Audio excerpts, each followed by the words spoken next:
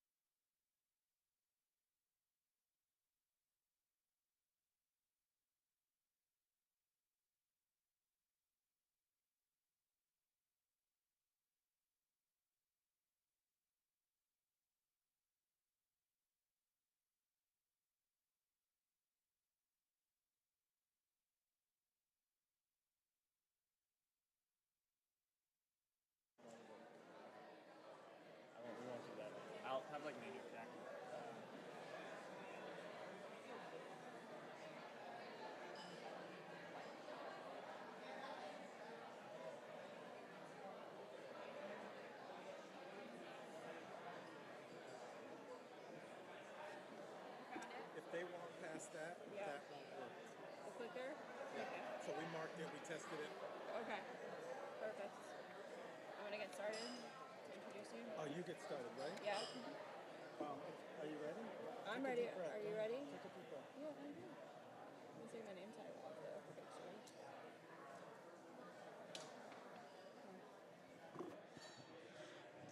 Good evening, everyone. How are we doing tonight? Are we excited? Come on, let's do it more for these 5 teams who have made it to the final round. Woo!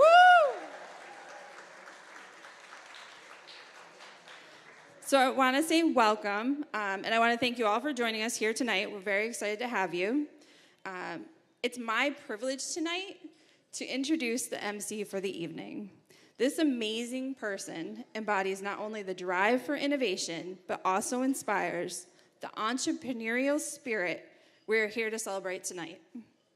Our MC is the executive director of the Berthiaume Center for Entrepreneurship, a lecturer at the Eisenberg School of Management, and my favorite boss. Under his leadership, the center has become a driving force in cultivating entrepreneurial thinking, not just on our campus, but around the globe. Gregory is a connector. He brings people together across disciplines, backgrounds, and industries. Whether he's mentoring student founders, collaborating with faculty, or forging partnerships with alumni and community leaders, Gregory knows that innovation doesn't happen in isolation. It thrives in ecosystem, and he is constantly building the bridges that make those ecosystems stronger.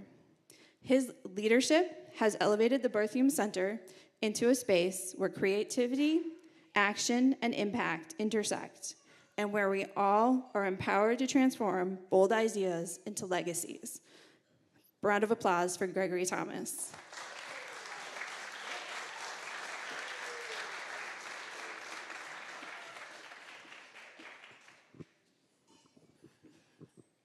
Thank you, thank you, thank you. Thank you, Amy.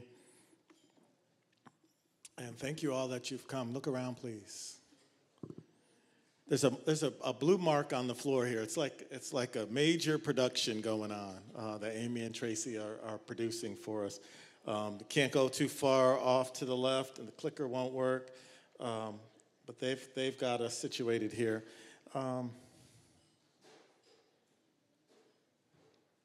When I think back to when I joined the center in October of 2018, Sundar, thank you for coming. I appreciate you, brother. When I think back to when I joined the center in 2018, October 1st of 2018, and I look around at you here today, it kind of chokes me up a little.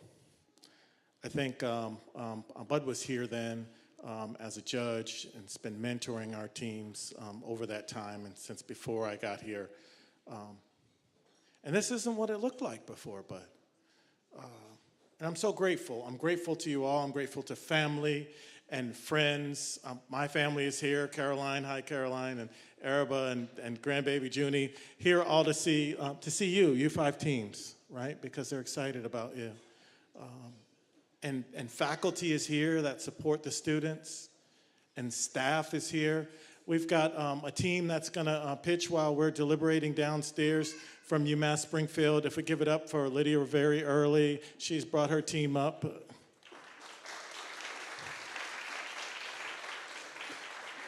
Pitch competitions from high school students to college undergraduates to graduate students. Taking their ideas from Stockbridge, from engineering, from the College of Natural Sciences, from the School of Behavioral Sciences. Dean Carl is here. Dean Carl, give it up for Dean Carl.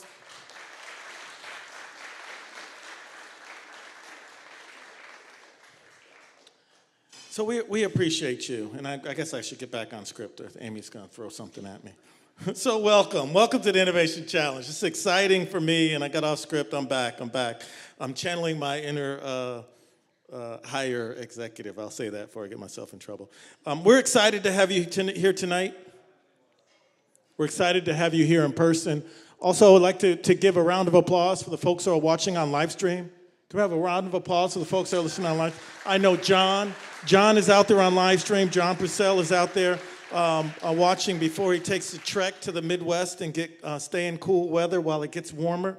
And others, Joe Suimoto is out there on live stream. Joe, how are you? We appreciate you. We appreciate you being a sponsor. This evening represents the culmination of semesters of hard work. Semesters of hard work, and quite frankly, some of these teams have persevered over years and come back every year, from the minute pitch to the technology challenge to the Hope Prize, and applied. And so we appreciate them. I think I was supposed to switch here from live stream. If you've got someone at home, if you scan this QR code and text it to them, they can watch on live stream. If you have someone at home, you can scan this QR code and text it to them, and they can watch on live stream.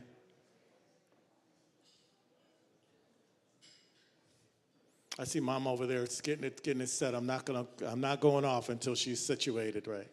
Okay, thumbs up. Let's go. And so watch us on live stream. Hang out with us. That's new. Amy already introduced me. I'm not important. Here we go. This is who's running the show and who's really the backbone of the center. She got the judges here. She got them parking, right? New Eventbrite's new this year so that we can track who came and start to build our database in a better way. So we're building the infrastructure that we need, and Amy is getting that done.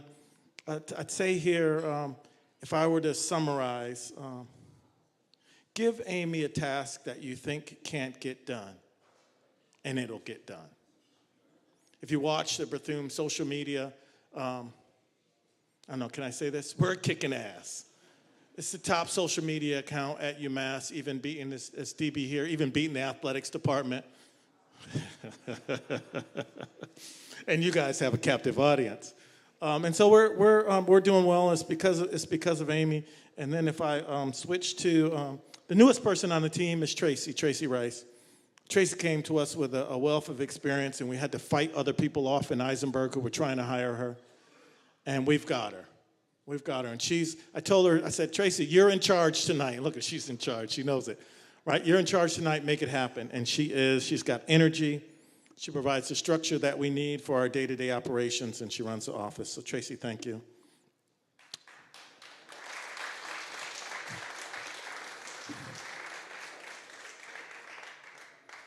Can we do that for Amy? Yeah.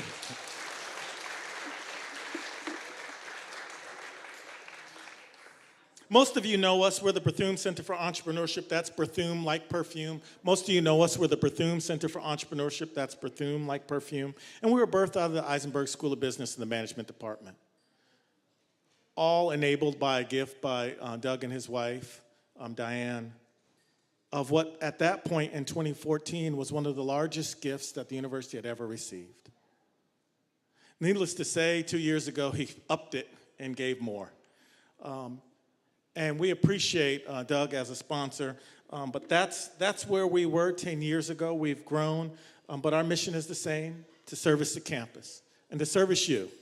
And that's what we're doing tonight, supporting the students and supporting innovation and entrepreneurship as we grow. Here's a list of some of our sponsors. I just said Doug and Diane. I mentioned the Eisenberg School, which we were birthed out of. The University of Massachusetts Office of the Provost. Norm and Bud Robinson. Thank you, Bud. Bud's in the audience. A judge today. Thank you, Bud. And also, we'd like to say congratulations. Congratulations to Bud. Bud is really supporting us, and if we could have a round of applause for a perennial supporter, Bud Robinson.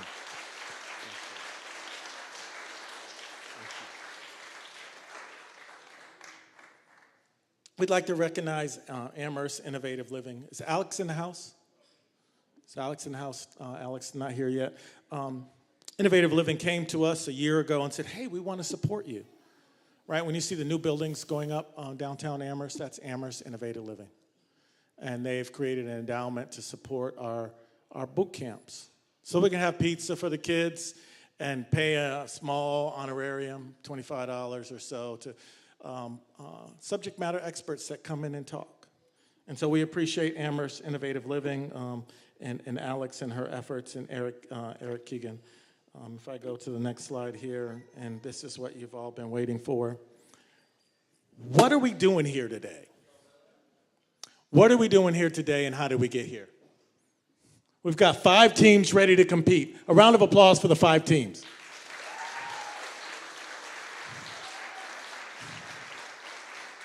These teams have toiled and strode to get to where they are today. How did they do that? They came from an application process that had 75 applications.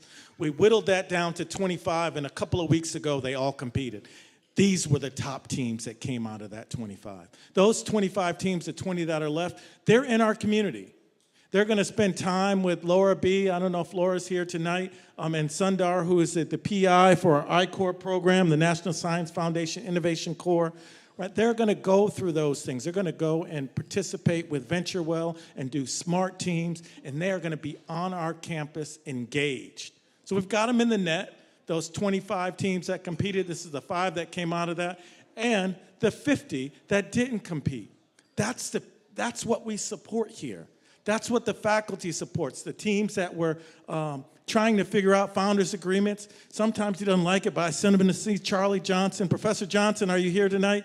Sometimes I send him to see Charlie, who's a famous lawyer from Boston who decided to retire and come teach at UMass. Top faculty member. Charlie, we appreciate you. We appreciate you helping the students. I send him to Charlie. Charlie says, oh my goodness, you need a founders agreement. You guys got to figure this thing out. So these teams that don't get selected to pitch in front of you, they stay in our ecosystem. We support them. And you that are here tonight, that I haven't mentioned all of your names yet, I will by the end of the day. I'm going to do my best. You are the folks that help to make it happen. You're the folks that help to make it happen with the Makerspace. It's part of my partner in crime, Sundar Kristamante. Thank you, Sundar. And Sanjay Roman, the dean of the engineering school. All of these things help our students. And just what you see here tonight, this is not the pinnacle.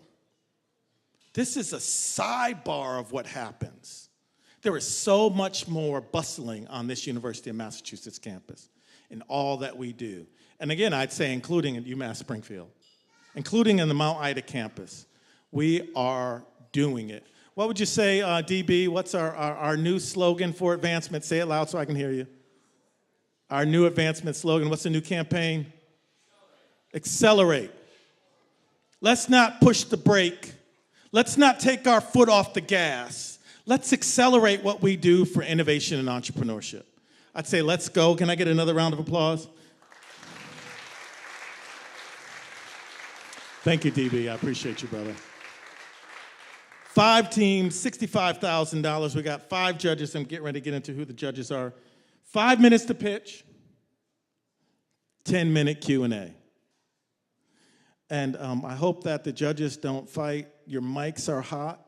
Your mics are hot, and we're live streaming. We don't need any outtakes. Your mics are hot. We're live. Bill's like, is it hot? Is it really hot? This is who we have for you tonight. Starting off with the rock star. Amy Hudson has done so much for the center, and what we have written here doesn't begin to summarize what she's done. From helping to revitalize last summer our collegiate summer venture program, doing strategic planning for the center and helping us to communicate differently. I appreciate Amy. She also is the founder and chief customer officer for her company, HonWorks. 19 years of experience, double Ivy, blah, blah, blah, blah, blah. Amy Hudson is a rock star, and we appreciate you supporting us. Thank you, Amy.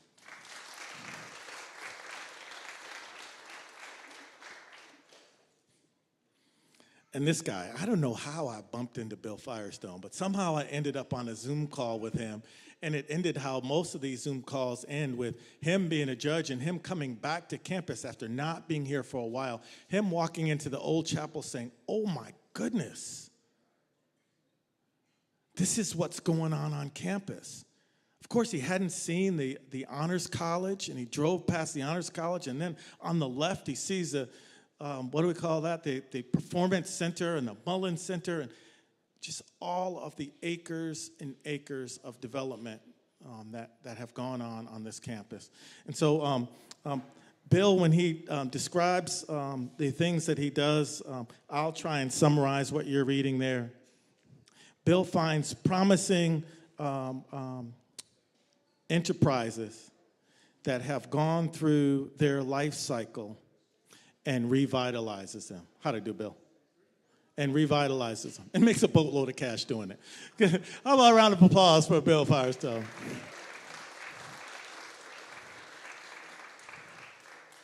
I talked about Bud a little bit earlier. Bud's an angel investor. But what Bud is to me is a UMass Berthiaume Center for Entrepreneurship supporter. I'm at the basketball game, sitting in the Jay-Z, Beyonce seats. Bill texts me, hey, man, I got a check for you. Bill, we appreciate you. Bud, we appreciate you. I'm so sorry. Bud, we appreciate you. It's been cashed already. We appreciate you. We appreciate you. You coming to see us and you bringing your family with you. It's important because that says to us that we're important to you. And thank you. And first basketball game, you get the seats. All right, great. There we go. That's the makeup. Is that okay? All right, we got it. Next, we got Chris. Chris did a fireside chat this morning or this afternoon, and he lit it up. He lit it up. But one of the things that some of us know is the least of what Chris describes at what he does, and it's not even on this list. Uh-oh, I got to keep going. They're teasing me about my PowerPoint skills up here. It's the least, right? But when Chris was on campus, he was an entrepreneur. He was grinding and scraping. Chris, can I tell something personal about you? Do you mind? Right? Chris came to campus, and his parents had passed away. I didn't share it all, but right, his parents had passed away, and he needed to pay to go to campus. He needed to pay to be in school. And he figured out how to do it. He had a staff of 50 painting houses. He said he screwed 2 of them up and had to go back and fix them. Right? He was renting buses for venues to do parties at the 5 colleges and bringing students to Boston and just making it happen. And lo and behold, I don't know how many years later, 30, 35 years later, he looked back and saw his career in medtech and saw his career of being a venture capitalist and saw his career of creating, having an impact, and figuring out what's next. And so Chris is living in that what's next now. And Chris, we appreciate it. We're going to continue to bring you back on campus, to spend time with Peter and Isles, to spend time with Sanjay and engineering, the dean in the engineering department, and continue to engage you here. I know that my time as a volunteer was extremely fulfilling, and I hope that you find that also at UMass. Round of applause for Chris. Round of applause for Bud. Round of applause for Bill, and then I'm going to bring it home because I know you guys are tired of me talking up here. I got Myron Casaraba. Myron Casaraba was the top nominee from the governor's office to come help us. We asked the governor, we said, we need somebody to come from the governor's office to spend time with us. Who do you have? Who do you have that understands ventures? And Myron's name came back, and there were no other names. And we're so lucky. He was like, yes, when do I need to be there? So Myron, we appreciate you. We appreciate the expertise that you're going to bring to understanding these ventures. We know you're probably going to be the toughest scorer, but we'll fix that in the room downstairs. I'd just like to ask you one more time to give a round of applause for the judges.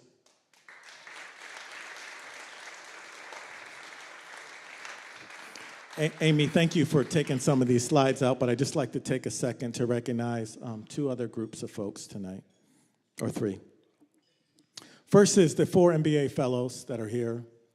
We've got Will, Amon, Wyatt. Is Frederick here? Will, Amon, Wyatt, and Frederick. If you could wave.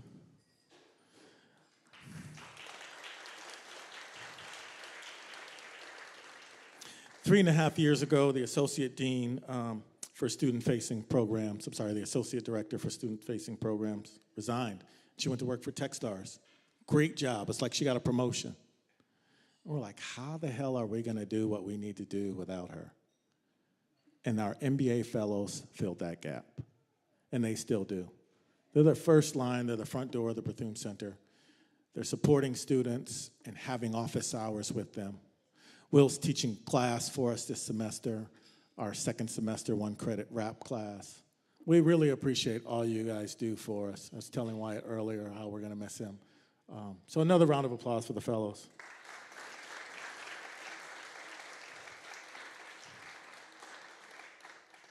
They're coming, we got it. Amy took these slides out, I'm putting them back in. We've got students that work in the center and do our social media. We've also got some volunteers from my class. I got Jay and Nate and Sydney that are here tonight. And then there are other students that are here that checked you in. Katie, hi. I think Sanvi's here somewhere. These students are doing the day-to-day work and helping us to thrive as a center, and we appreciate them. If I could have a round of applause for the student volunteers and for the student workers. And last, there's one more group that's here tonight that I'd like to recognize, and those are the students from Management 341 and Management 344. And you know I love you, so I'm going to ask you, if you're sitting, to please stand and wave. Come on, stand up. 340. Come on now. Come on, Greg. There we go. There we go. There we go. They're here and they're taking notes. So if the judges, if you ask any off-color questions, they're going to note it, and I'm going to read about it later. So please behave yourselves. We appreciate the students, and that's who we're here to serve. So our base is to get them through and provide economic development, provide new things, new curiosity, new creativity, innovation, and entrepreneurship. And so with that, I'd like to, I think I'm going to pass it back to Amy, or can I just bring them up? Okay, our first venture to pitch is exchange.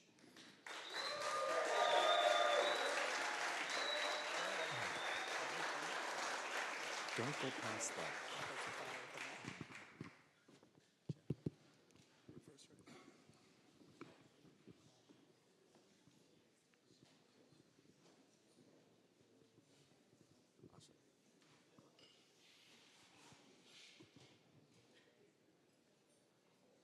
It won't work number-wise.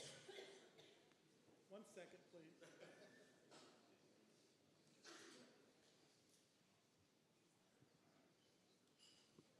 You're just going to have to tap. You won't be able to put in the numbers.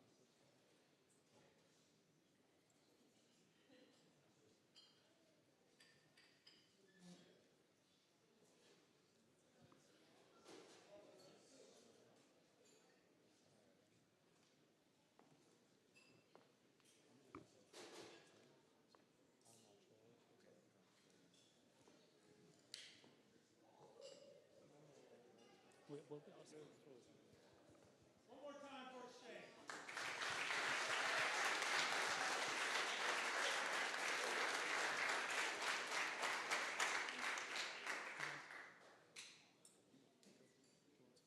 Good evening.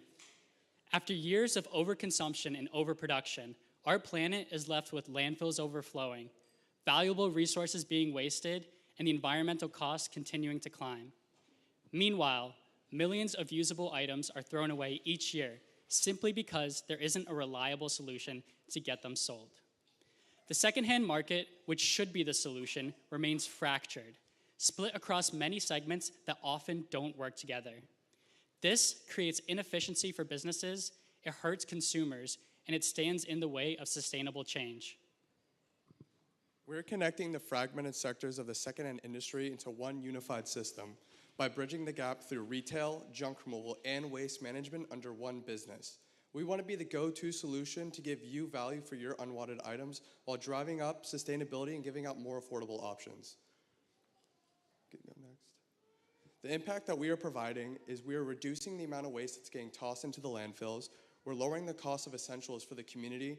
We're creating new income streams for the everyday individual while prioritizing reuse over waste, supporting a circular economy through the individuals, community, and the planet.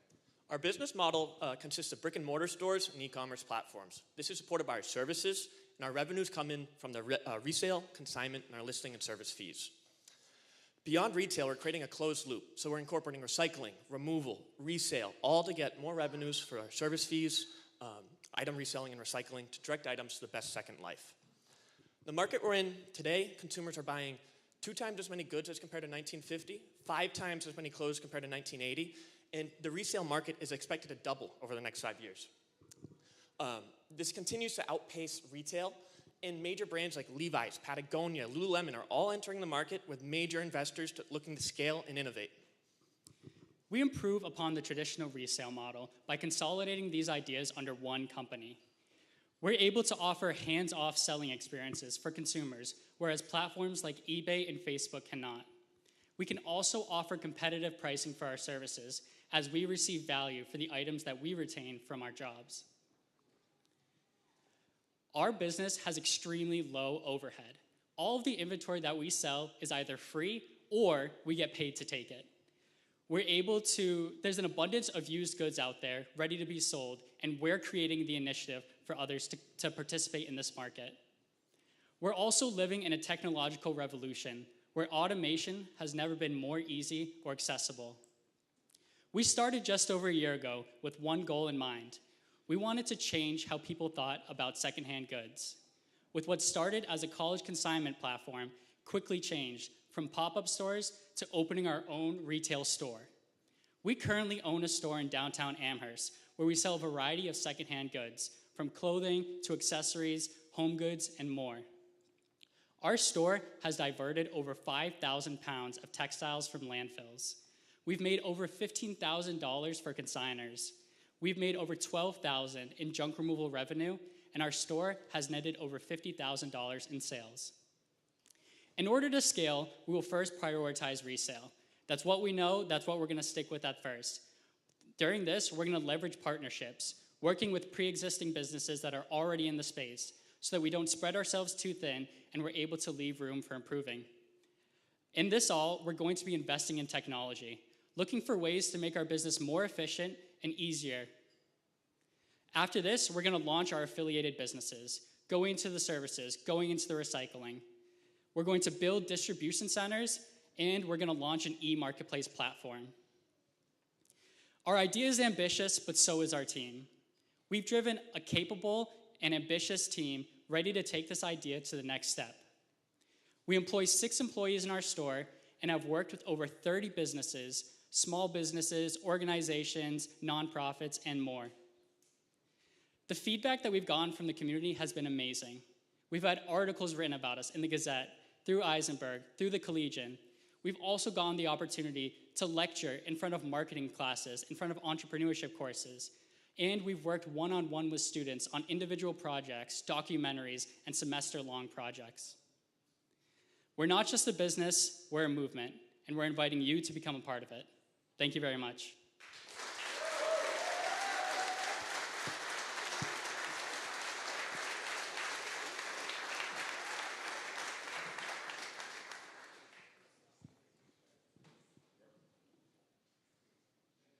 Is this thing on? All right. I have a couple questions. One, I think, first of all, this is a noble idea. I mean, this is right up the, clean up the environment. A couple questions are, this is a massive, seems to me, like a massive undertaking. And to have buildings and trucks to get stuff from Courtney right up, to get vehicles to move stuff around, pick up stuff. Two things. Where is the money going to come from that, do you believe, to grow this kind of thing? And how are you guys going to build this thing out? I mean, it's such a big, what you're saying, I mean, taking over the world like I said, is a massive undertaking. Yeah, so One of the key parts of our business is we make revenue at all the parts of an item's life cycle. We make revenue through recycling. We make revenue through going out and being assigned a junk job, having to go pick up the items, and at resale. So we receive revenue at many portions of an item's life cycle. We also have low overhead. So we're not purchasing any of our inventory. It's either free or people are paying us to take it. In terms of scaling, I brushed on it a little bit, but a big part of that is going to be working with people who are already in the space. We've already done this by working with different junk removal organizations, estate sale companies, and we've seen that it can run very smoothly, but there's still some inefficiencies. And so once we get to the point where we're able to automate that ourselves, the business will be more efficient and items will be able to be recycled or sent to their reuse channels quicker. Yep. Oh, no. You're done. Okay, thank you. Thank you, very good presentation. But the first question that I would ask you is, can you define your business in 4 words to me? What business are you in if I was asking you what revenue stream you're getting? Could we bring that to them like the mission statement too, just to kind of... Sure. Is that okay? Anywhere, But mainly, the mission statement's at the end. But basically, we're a resale platform. We're bridging stuff to market. We're figuring out where they deserve to go. So kind of going back to the first question, a lot of the textiles, even if you're not selling it, there's huge value in just the recycling. It's a huge market right now. Even 6 bags of clothes is correlating to $600 of resale right now in recycling. But our mission is really to unite. Like I'd say unite, connect, change, and sell. Maybe as for simple words, but the mission is like unified activities and partnerships and infrastructure that get sellers and items to the proper channels from removal to resale. So, but may I interrupt? But the revenue stream comes from somewhere. So I get what you do, which is to take something and you finally have a point of sale, but you have to define, in my mind, you have to define what you're doing. Are you going to license all these people? The ones that do 1-800-JUNK, are you going to license yourself that some of the people that work for you can take those items so they have reduced waste costs? What is your function? So if you want to show them the competitor slide, so just like you're saying with like the 1-800-GOT-JUNK, like we want to keep it in-house as much as we possibly can. Right now, like you're saying, it can be a little, we don't have 60 grand to buy a truck and all these things, but we're partnering with different companies. So Junk Teams is one of them. They do around $2 million a year. They're a year younger than us. All they do is junk removal and break stuff and stuff.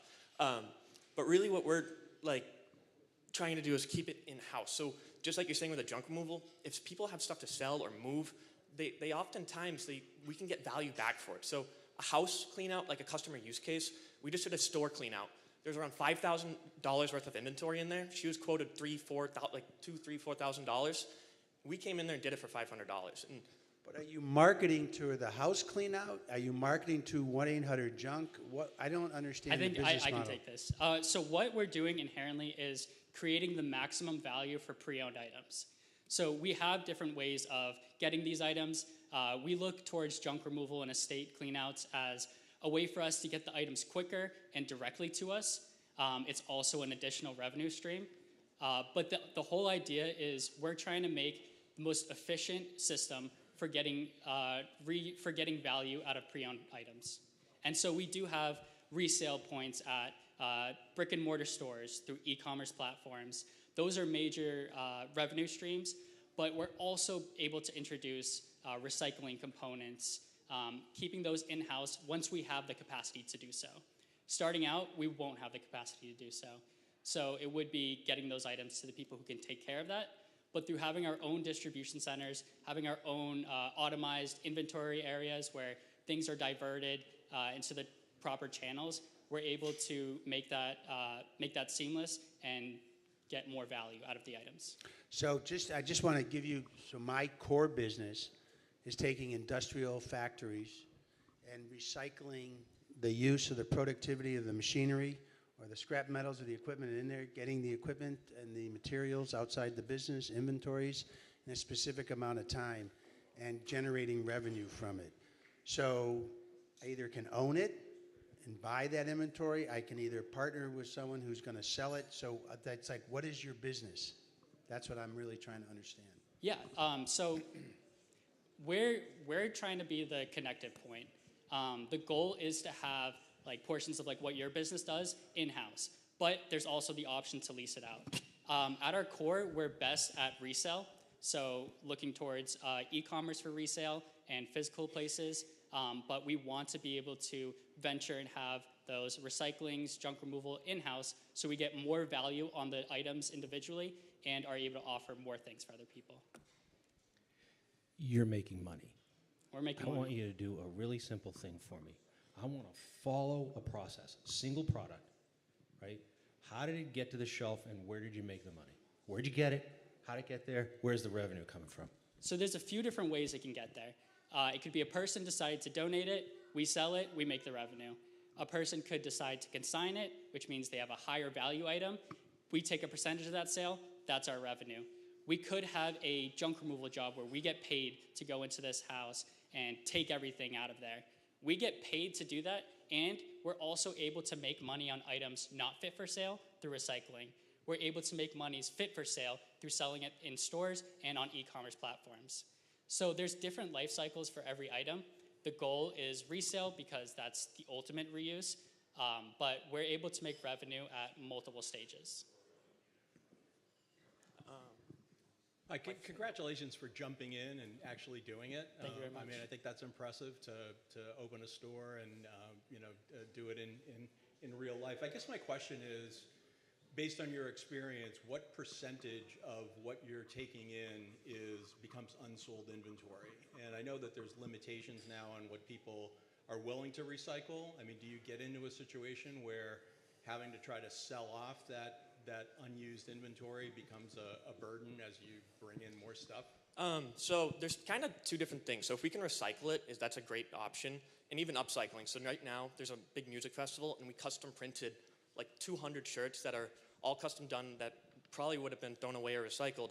But now we're creating a new value out of them, attaching a brand to it, and then selling them. So if we can't upcycle it or create something new out of it, we're they're scrapped sometimes, so you can do the metals and get scrap metal. That's a really big market. Or some stuff is bound for the dump, if that's really what it is. Some stuff is junk. We do some like purely junk jobs where it's just junk, but anything that we can save, we're saving to resell, if that makes sense. Yeah, the goal is to find a reuse channel for every single item. There are going to be items like biological waste. We can't recycle that. Well, I mean, there's some ways, but there's ways to get creative. There's ways to re-engineer products, ways to break it down to its smallest bits and reuse it. Okay, so if your revenue, what of all these product categories, I mean, from furniture to clothes to, T-shirts from a concert, where's the money coming from? Where's the majority of those dollars coming from? Clothes is 55% of the market. It's a secondhand market, and that's why even if they're not selling on eBay, we are getting them. It's like 50% of items aren't selling on eBay. So even if they're not selling there, they deserve to be an underlying market. So that's where we come in and sell it in the local store for cheaper, without fees, without the shipping, But clothing is the driving force. That will get people to buy furniture, antiques, and furniture's next. Then you have antiques and collectibles and stuff like that. But clothing is the biggest thing. Okay. I remember you all from last year. It's good to see you again. This is a huge problem. It's a global problem, and it's a big market, which I really like about that. I want to piggyback on Bud's question on a little bit about scale. So there's a lot of labor and resources behind the scene, kind of every step of the journey. And you mentioned that when you think about scale, you're thinking about automation. I picture it like a big pie. Have you thought through what percentage of that pie of labor and effort you're going to be able to automate at sort of what part in your journey? Have you gotten into where you can actually apply automation at what level?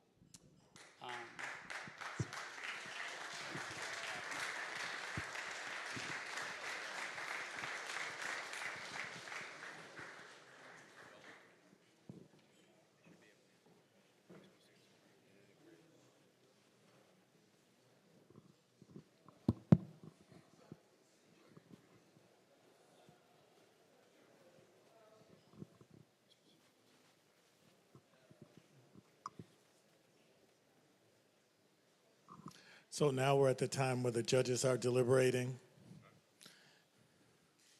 We're, no cheating. No collaboration. I'm just kidding.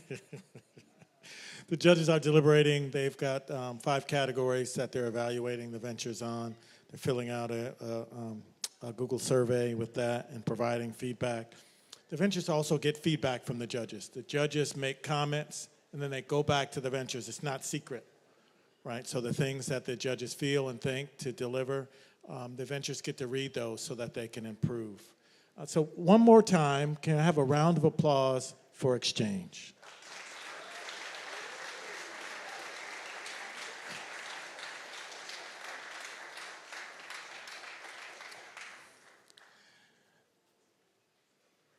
There's a celebrity in our midst, and I'd like to recognize him. Today, we are blessed to have the presence of the 31st Chancellor of the University of Massachusetts Amherst. Please give it up for Chancellor Javier Reyes. Wait, he doesn't want to do this, but he said no. But just Chancellor Reyes, please. We don't always get this. Some of these students may never meet you, although you are out in the streets. You are in the streets and on the campus. But please, let's say a few words. Well, thank you very much. Thank you. And I have to say that as I was walking here, I didn't know what I was gonna see once I opened the door. Right? You were all so quiet. The presentation was ongoing, and just to see how many of you are here today is just incredible. And to our judges that I know are going through the motions right now of scoring a team, thank you for being here. I'm excited that we talked about innovation, entrepreneurship, translation of technologies, and providing the students with a platform to really continue building their ideas. And Gregory and his team have continued to just pave the road. And then to see here people like Charlie Johnson here, who is providing a lot of support to some of the companies that are already going from the Maroon Venture Fund. It's so important to have Peter Reinhardt here, as well as Karen, who are providing support for our students and our companies, nascent companies. And to be honest, I know that Lydia is here today from our Springfield Center, and that bringing some of the students from Springfield, that they have been doing this kind of work on their own. And now I wanted them to see that there's a place and a runway for them here at UMass to continue working on their ideas. So this is pretty much a great way of saying, Gregory, what an amazing work you're doing, and your team is putting all the dots together. From students that would be prospective students, from our judges that can help us make sure that the current students get that runway, from our students to continue to work on their ideas, from our faculty, from our deans to be here to support them. This is what we call an entrepreneurial community, and it's because of the work that you and your team do. So thank you very much for everyone for being here. Thank you. Thank you, sir. Thank you, Chancellor Reyes. We appreciate you. As the judges are continuing to deliberate, I'm just going to check back here with Sanvi and Wyatt. How are we doing? Not yet. Okay. Keep working. Just to recognize a few of the people in the audience, the Chancellor recognized Peter Reinhardt. He recognized Karen Utgoff from Isles. I think Julian is here also, right? Where's his hat? He had a hat. There we go, Julian. Can we have a round of applause for the folks from Isles that have joined us tonight? As the Chancellor said, the Isles Venture Funds are supporting translational work that's happening around the campus. We've got the Art Award from the National Science Foundation. I'd say we birthed the National Science Foundation Innovation Corps out of Isles with Karen's hard work that Laura B. and Sundar are now leading now. So we appreciate all the work that comes out of there. I've got a few development folks in the office. I've got DB over here. I've got Matt Carline. I think I saw Erica Prue. Can we just give a round of applause for our advancement office? Thank you for the hard work you do and the work that they do. You're experiencing the work that they do right here. When some of us were on campus, like Bud and Chris and Bill, this was not this vibrant place with this woodwork, right? But because of the hard work of advancement, you're able to experience the old chapel in a different way with this beautiful woodwork refurbished through fundraising and hard work. And all of the things that you see on campus that most of you are experiencing are through their hard work. So one more time, a round of applause for development. advancement.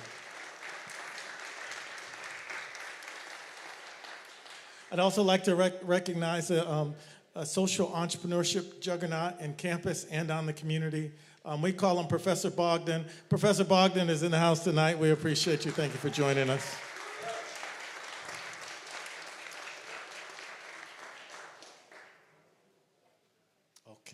Okay.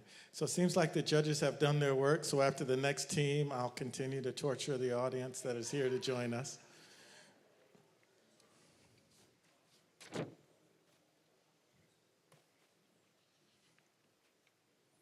Next up, we've got the trio here to present to you Diel Technologies. Diel Technologies, sorry.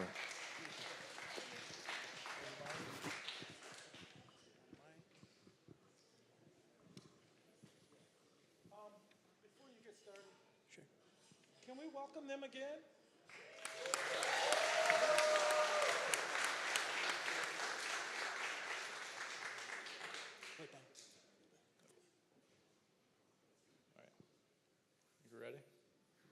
Hi, everyone, and welcome. My name is Ben. I'm a senior mechanical engineering major here at UMass. Hi, Hi, everyone. My name is Max. I'm a senior computer science major here at UMass, and we are Diel Technologies. First, I'd like to open up with our story. So, it may come as a surprise, a computer scientist and an engineer going to the gym, but one night, Ben and I decided to go to the gym here on campus at the rec center. And after our workout, I wanted to check my step count, my heart rate. You know, my family has a history of heart problems. I just want to make sure everything was status quo. I looked down at my watch, and boom, it was dead. So, this sparked the idea of what if we never had to charge our smartwatches ever again? The problem is, wearables, they're limited by poor battery life. As more fluff is being put into these operating systems on these devices, and as AI is being developed into these smartwatches, the battery simply cannot hold. Therefore, our concept for a kinetic energy harvesting system comes into play to hopefully create an equilibrium or keep the watch charged throughout the day. So what you're about to see is an animation of our concept for a kinetic energy harvesting system implemented in a smartwatch. And so if you don't know what kinetic energy harvesting is, basically what we're doing is turning motion into energy. And we do that by using a counterweight. And so basically throughout the day, if you're running, you're walking, maybe you're just picking up a latte and moving your arm around, you're creating this rotation. And what we can do is turn that rotation into electrical energy using a revolutionary axial flux printed circuit board motor. And from there, you can directly store that energy into the battery or supercapacitor of your smart device to keep it charged and powered throughout the day. This isn't something that we thought of a week ago. We originally made a team back in 2023. You already know myself and Max. Our other founder here today is Rishi, who's going to be pursuing graduate school in computer science this fall. And our founder who couldn't make it today, Flo, is currently working on wearable technologies at Apple.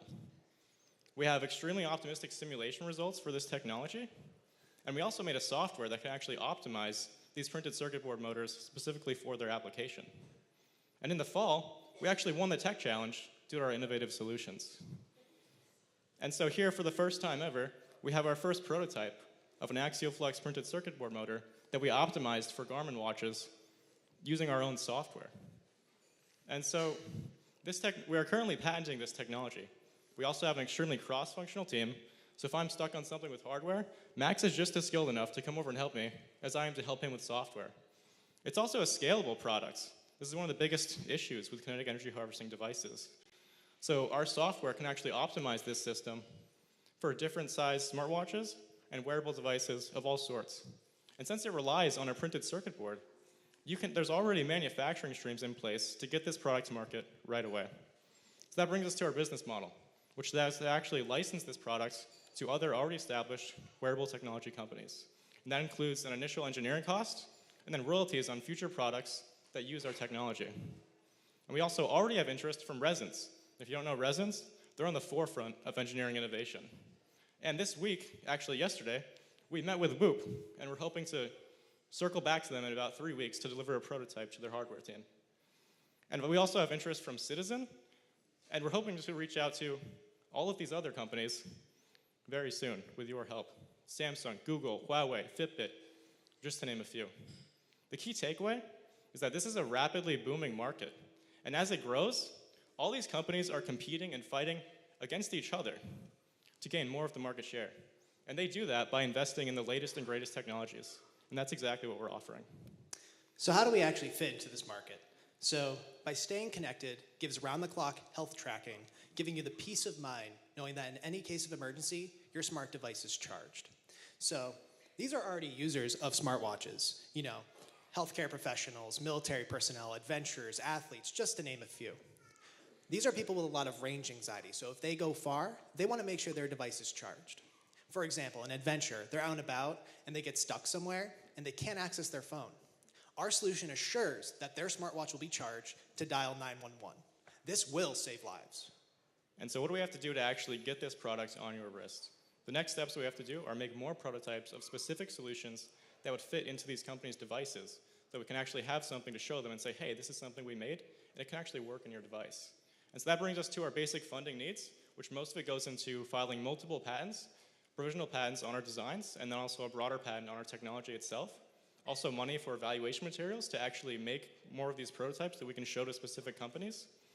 And also money in marketing in terms of actually traveling to tech conferences and networking with these large executives so we actually have someone that we can talk to and we can show them our products.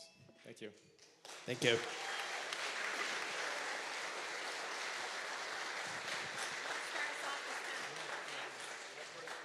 That's right. I'm starting us off this time. Yes, guys. please. The clock was rude. I have a two-part question for you guys. It's mainly focused on kind of customer and your revenue streams. Talk to me a little bit more about who you expect to actually be writing the check or coming from their budget for this technology. Yeah, I'll do the other one quickly and then you can roll. Who is writing that check? And tell me more about conversations you have had with those exact people who you expect to pay out of their own pocket and what their feedback has been. Yeah, so the person that we met with yesterday at Whoop was a financial strategist. So basically they deal with a lot of like acquisitions and developing new technologies specifically for Whoop. And so that's why we're going to try to meet with their hardware team in the next 3 weeks. Yeah, and they were like psyched with our technology. You know, the goal with the Whoop watches is they want to be on 24/7. Like you're not meant to take this device off. So they're working on a product right now to get their battery life extended to 2 weeks. But with our device, the strategist said, you know, I can't see the hardware team saying no to this. This will basically remove the need for charging altogether with their devices. And did he have any constructive feedback for you guys to work on? Or just said this was great? Yeah, so the one thing that he said was they just want to see a prototype specifically for their devices. So, you know, obviously they have more of a square device, so they want to see, you know, just basically a visualization of how that would work in their device. And so that's what we're going to be working on in the next 3 weeks. So axial flux sounds like Back to the Future, right? Yeah. So what are we looking at here? So this is the stator of a motor. So basically, the other thing that you need for a motor is an array of magnets, which our software also generates. Obviously, that'd be a little bit more bulky to give to you. But basically, this is what all the windings of the motor are in. So I've got a Whoop, and we're going to fit one of these. So this one's for a Garmin smartwatch. Garmin smartwatches are quite a bit larger. Some of them are about 50 millimeters in diameter. This is 41.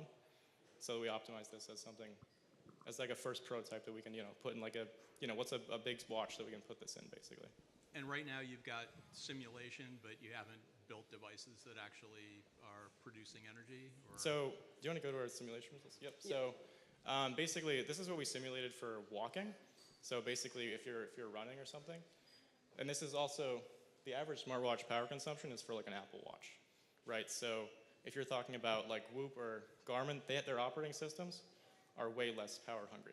So this would basically be, you know, like 4 times greater than what they need. Gotcha. And then what do you predict one of these would cost for a Whoop? So this one actually costs 50 cents for us to make, including the magnets, a little under $1 still.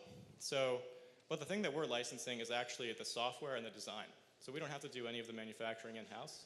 A lot of these companies already have their own printed circuit board manufacturers, so they don't really need to go to us to manufacture that, right? It's cheaper for them to just make them themselves, and we can just license the design and the technology. Yeah.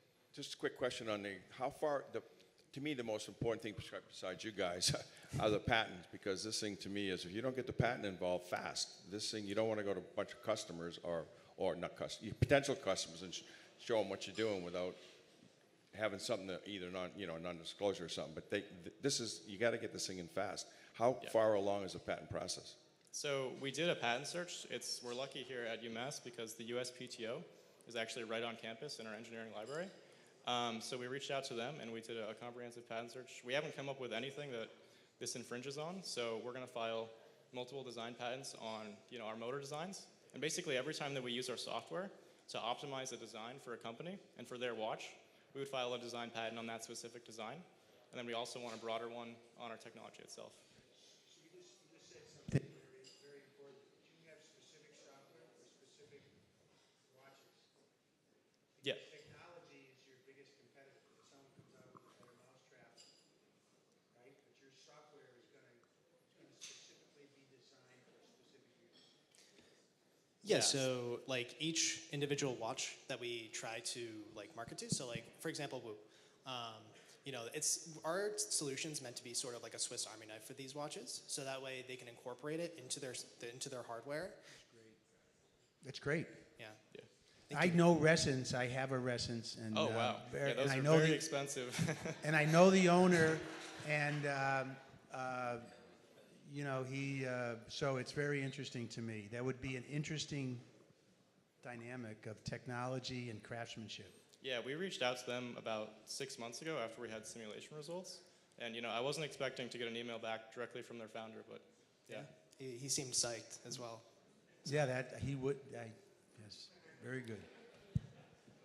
Talk to me about competitive technologies, including piezoelectrics, and don't say anything that's patentable in your answer. Okay. All right. Do you want to go to the? Oh, so so this is. Yeah, you want to take it? No, you got this. All You right. got this. Yeah. So this is really the only other specifically energy harvesting companies out there.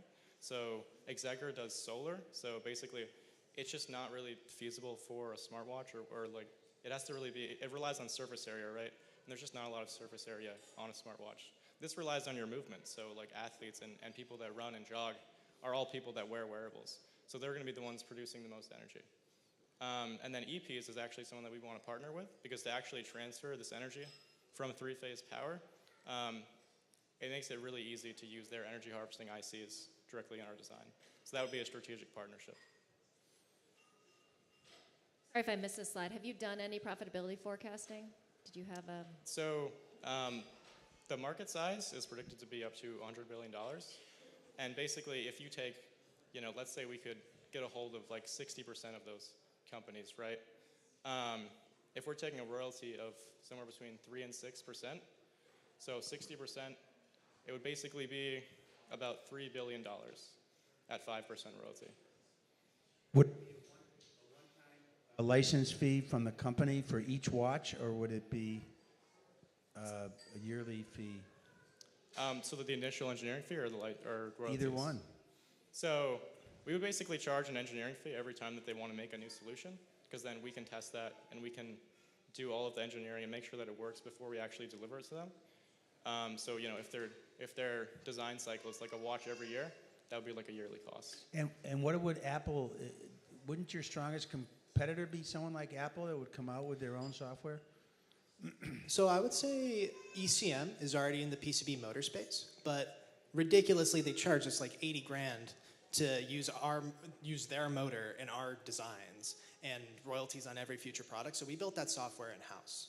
And there's no other company that we know of that is currently working on this technology.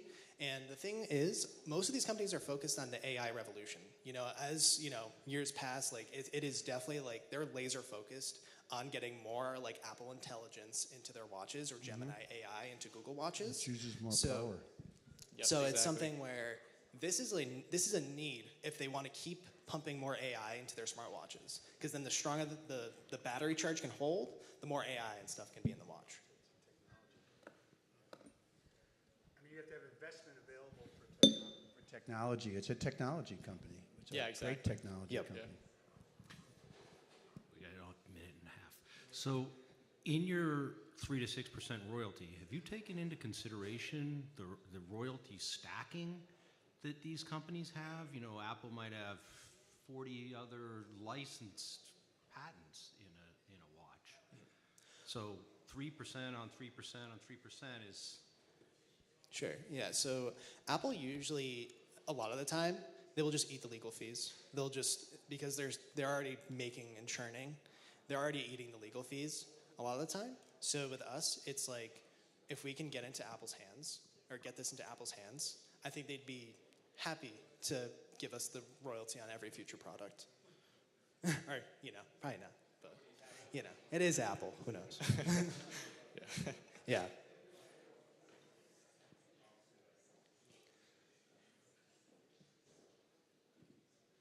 Any other questions? Yeah.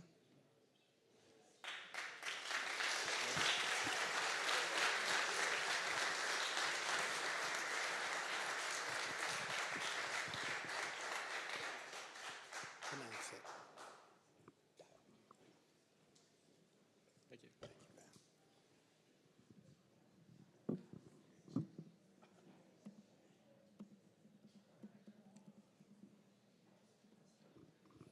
Diel Technologies, one more time.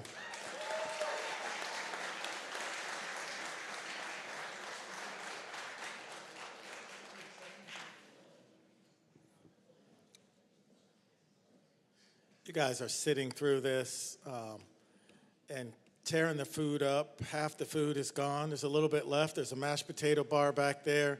The judges are wondering what they're going to eat when they're done. You're going to be out of luck. Sorry about that, guys. And you too, Amy. But there are some more folks that have come to join us tonight that we'd like to recognize. First, I'd like you to put your hands together for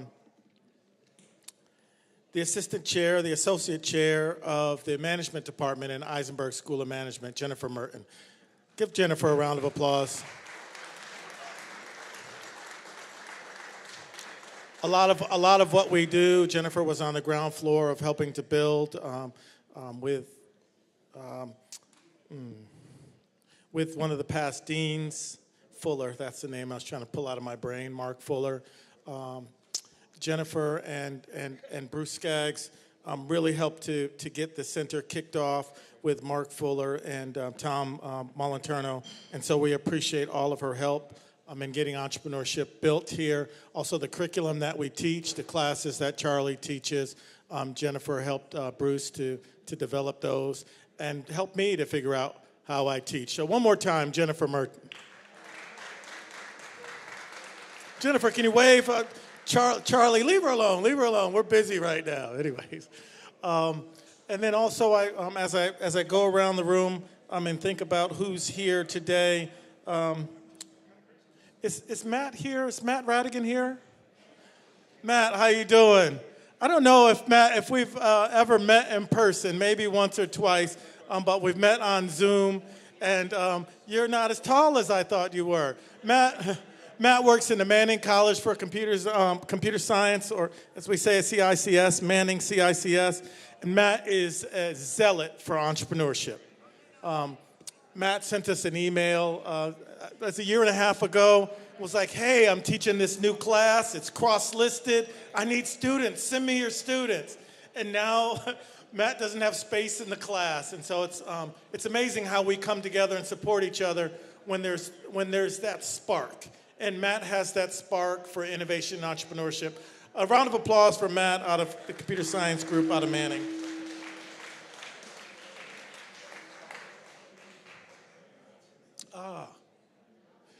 Is Allison still here? Allison Messier? Allison is the business and entrepreneurship librarian, and we appreciate all of her support. Whenever we need something, she's there to help the students, to help research and the like. So a round of applause for Allison Messier.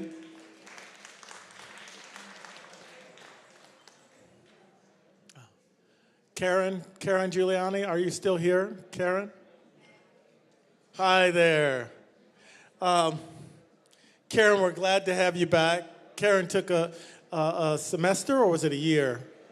A semester, and went Fulbright? and did Fulbright in the UK. And we appreciate you coming back to hang out with us. Karen's the co-director of our Nursing and Engineering Center. And Karen, since she's come on campus, has really dug into innovation and entrepreneurship and been incredibly supportive. She sent her students, her nursing students, to I-Core, the Innovation Core. I think you've had 3, right? 3? Or 5? Maybe 5, 6, 7, keep counting. But Karen, again, is one of the pieces in our ecosystem that helps hold us together. Karen Giuliani, thank you.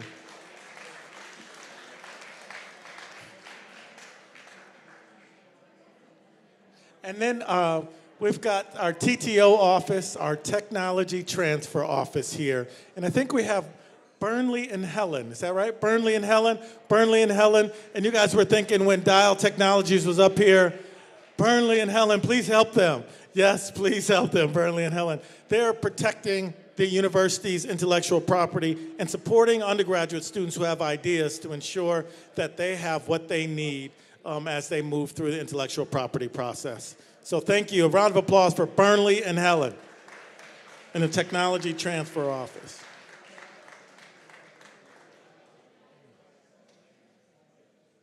Excellent. Can I have a round of applause again for the student assistants? The student assistants, Samvi, Shiv,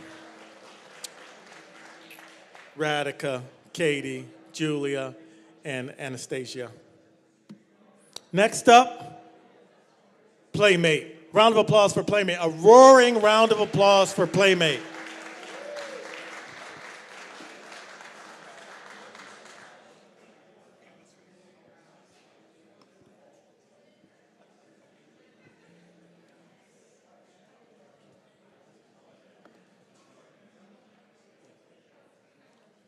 We've all heard it before. You are what you eat. But let me ask you something.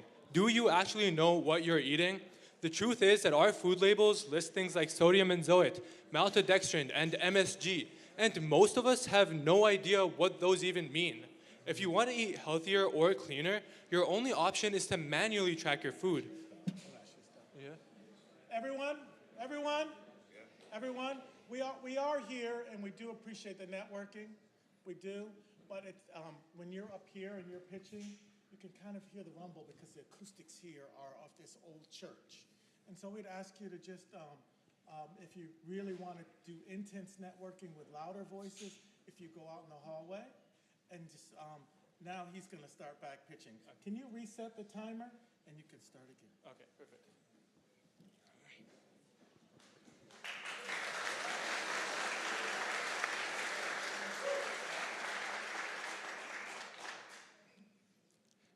We've all heard it before. You are what you eat.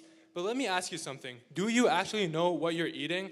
The truth is that our food labels list things like sodium benzoate, maltodextrin, and MSG. And most of us have no idea what those even mean. If you want to eat healthier or cleaner, your only option is to manually track your food, which is slow, frustrating, and ultimately leads to burnout. That's why I built Platemate. You simply take a photo of your meal, and Platemate will calculate the calories, macros, and a health rating from 1 to 10. If you're looking for something more in-depth, it also provides AI-powered nutritionist feedback, flags ultra-processed ingredients, and suggests healthier alternatives. It's simple, easy, and fast. Of course, this isn't a niche market. The global fitness and health app industry is worth more than $30 billion, and similar apps already have more than 200 million downloads, which is great for our growth. But what about the competition? There are 2 main names that you've probably already heard of. The first is MyFitnessPal, and they've been around for years, but everything is still manual. You have to search for each food, estimate its quantity, and log everything by hand. And their AI can't recognize full meals or estimate portion size, and ultimately all they throw at you are a bunch of random numbers. Then you have Snap Calorie, which does try the image-based approach. However, it's rooted in traditional computer vision models, which are slow, expensive, and still inconsistent. That's why they're priced at $30 a month. It's simply not something that your average user is going to stick with. Platemate is different. We combine computer vision with large language models and provide nutritional feedback, all in a clean, modern app at a fraction of the price. People want to eat healthier, they just need simpler, smarter solutions. Now, our marketing strategy is going to start primarily on campus. Oh, it seems like, did I not go back? So I think I forgot to go back when we restarted. But our marketing is going to start primarily on campus with posters in dorms and dining halls. However, as a UMass tour guide, I have a unique advantage. My friends and I will be introducing Platemate at the dining stop on tours, reaching over 160 families a day, 5 days a week. On destination days, that scales up to more than 3,000 families across just 4 days. I also have an ambassadors program set up with students across 7 universities in 4 different countries, and I'm pursuing collaborations with UMass Dining and other influencers. Of course, these are tall tales, and who am I to be making such promises to you? My name is Hamid Rahman. I'm majoring in computer science and math with a minor in business. I recently completed AI research at Oxford University. I'm the lead machine learning engineer for the UMass Mechatronics team and a software engineer for Build UMass. I'm also backed by a powerful team of professors, the Eisenberg Sales Club and Marketing Club, as well as a team of software engineers. I can build this because programming is my life. And well, I already have. This is our MVP, already live and working, and I already gave you guys the phone. Our users have already had great things to say. For example, one user told us that they feel stronger and more energetic already, and all they've had to do is make small tweaks to their diet. And that is exactly what we're going for. But let's take a look at how well it actually works. That Subway sandwich, our app gave 490 calories. The official value was only 40 off at 450 calories. The macronutrients were always within a 4% margin of error, and for context, the FDA allows for a 20% margin of error on the actual food labels. The results were very similar for the bagel, and honestly, this is a huge step up from simply eyeballing your food or even relying on generic food databases. I started developing the app back in November and finished the MVP by February. I then launched the beta testing phase in March with approximately 50 beta users, and by April, without any form of marketing, we crossed 250 people on our waitlist. I'm aiming for a fully scalable launch by mid-June. I've also budgeted about $41,000 to go from the beta testing phase to a fully scalable launch, and that includes costs like our development cost, API usage, backend infrastructure, marketing, and legal fees. However, we're still priced affordably and profitably at $10 a month, and that's before you take a look at all the discounts we're offering for early users and students. Platemate is more than just a health tracker. It's a fitness companion that meets people where they are. If you want to eat healthier, you need to understand what you're eating. And that starts with Platemate, one photo at a time.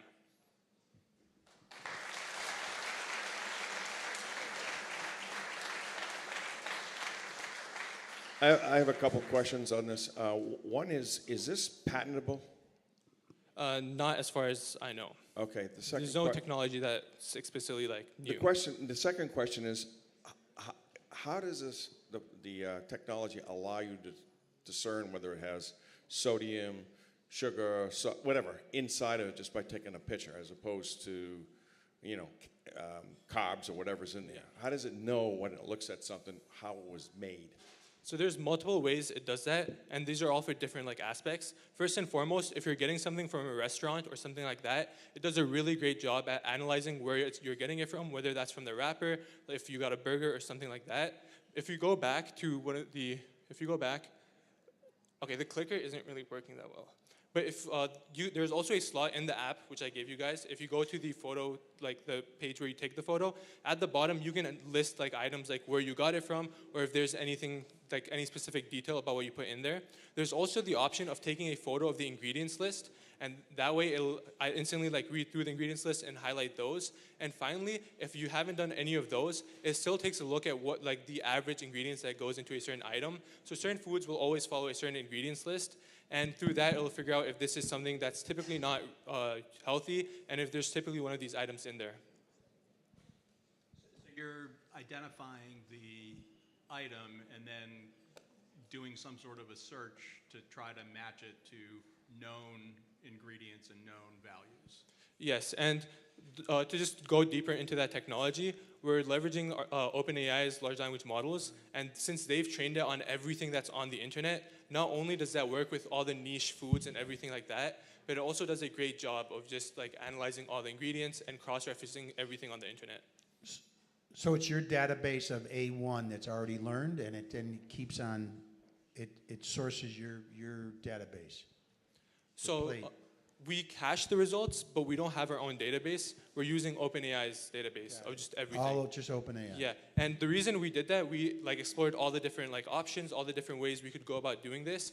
And initially, we thought about developing a model in-house, but it would be far more efficient and cheaper just to like use OpenAI's because it's working so well, and they've trained on everything out there. So why wouldn't you use healthy food manufacturers as partners and/or Instagram food influencers, Instagram influencers from food to help promote your app? Are you asking will I or how will I? No, why won't you?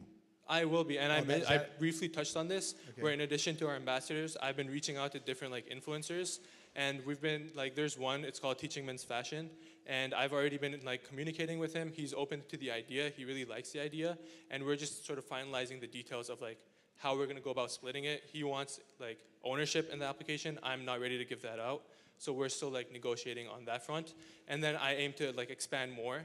And just as like an initial step, I've already been like communicating with dining services and nutritional services on campus, and that's like the first stepping stone to like opening up to all these other like influencers. How much will he charge that he wants ownership for? What does he value that ownership for? He's just asked for a portion. He's asked for 5%.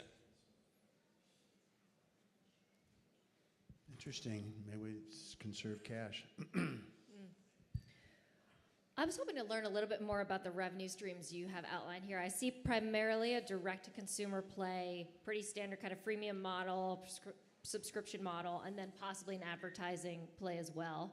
Yeah. How did you come up with, you know, for example, subscription model, $19 a month? Like, how did you come up with this kind of revenue stream options? And have you talked to potential customers about how much they would actually pay? Kind of what's that feedback been?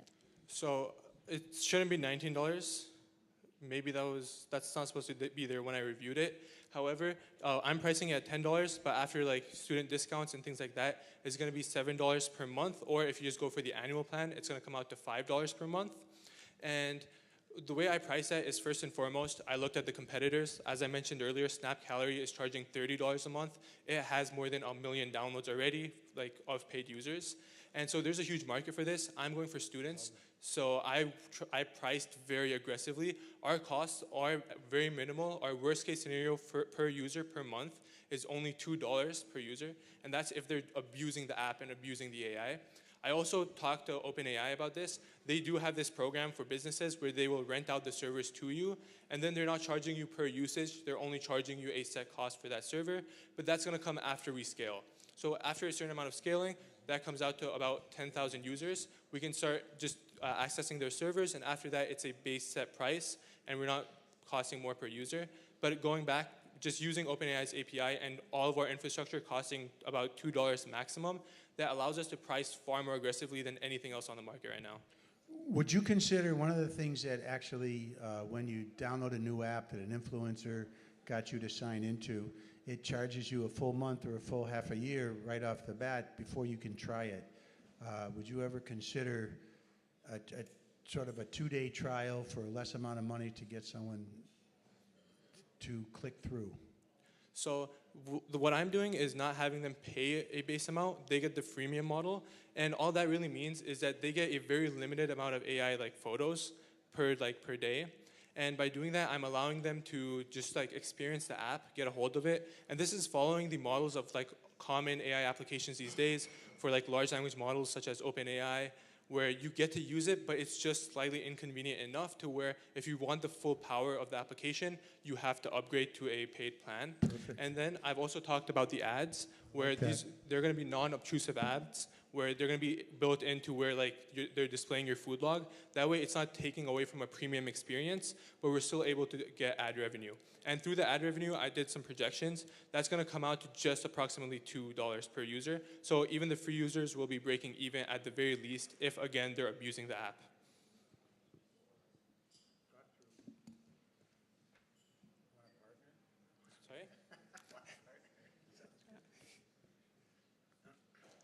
We still have 3 minutes, so if you guys have any more questions, I would love to answer them.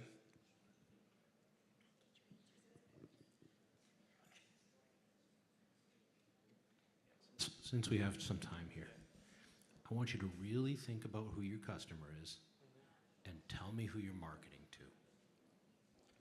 My primary goal is to market to students because this is a huge market for them. They're the most like self-conscious about being healthy, about being their best abilities. They're all involved in sports and things like that. And the biggest issue that's holding them back from apps like these are the cost. They're all priced very expensive. And because of that, students aren't able to access that, so that's a huge market. But long term, I'm also looking to just expand into anyone who's looking to eat healthier, be healthier, gain muscle, lose weight, anything at all. How about doctors prescribing the app for overweight patients? So I have considered having B2B, business-to-business models as well, where these are going to get integrated into application suites such as Google Health, Samsung Health, things like that. You raised a really great idea of having this, like having doctors market it. I've been on the nutrition side, so I've talked to UMass Nutrition, and I have friends who work for the athletics department, and they're doing nutritional services for that. So once the app goes live, if you go to the nutritional services as a student of UMass to the nutritional services, at the end they will be recommending this app if it's going to be useful to your goals. But expanding to doctors is a really great idea. Yeah. Insurance companies, we'll talk about it later. Okay. One of the best businesses I've ever seen. Can you repeat that? One of the best businesses I've ever seen that was in another competition at another university was cigarette smoking cessation. Insurance companies ended up paying for it and paying the customer. I'll get back to you on that later, okay? Yeah. I would love to talk to you about that more later. Another opportunity would be why the gyms, the large gyms, that are national, let's say, because everybody in there is in there for a reason, to tone and lose weight. So this seems like would fit right onto that. Yeah, and I think based on these different possible customer profiles, though, the pricing really matters. And so a freemium, I understand you want to go really low so it's affordable for college kids, and I think that's a good starting market. If you price too aggressively, you could present yourself as you could devalue yourself. Yeah. And so just be thoughtful with the pricing. Yeah. So I have explored a A/B testing strategy for that, where according to the different demographics, they are getting slightly different prices. I've been like hesitant to try this out just in case that backfires, but I have noticed a lot of different apps doing that where depending on your country, where there's like lower cost of living and lower income, you price cheaper. But when there's a high cost of living, everyone has high incomes, or if the request is just coming from like a densely populated area of like high wealthy individuals, then they get slightly higher averages. And going back, that's the reason why I'm priced at $10 a month, and then we offer discounts for students and things like that. That way you still get the idea that this is a premium app, and then out of like our generosity sort of, we're giving you a discount because you're a student, we care about you. Perfect.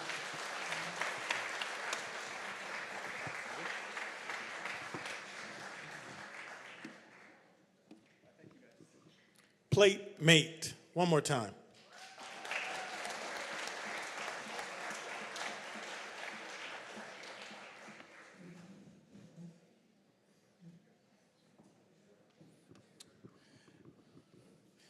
This slide comes at what I would say is an opportune time.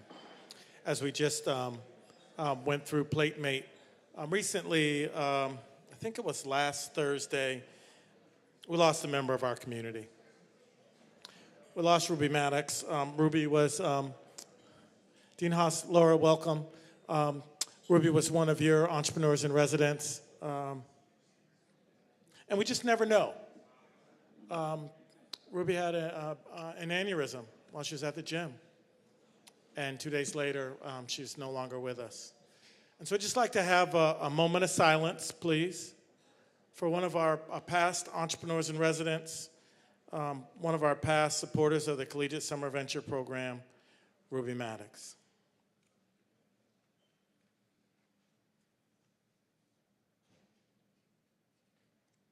Thank you.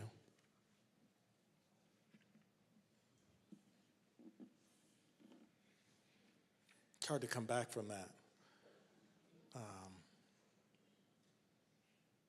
Yeah, it's hard to come back from that. I guess we just can be in a moment of uncomfort with the uncomfortable.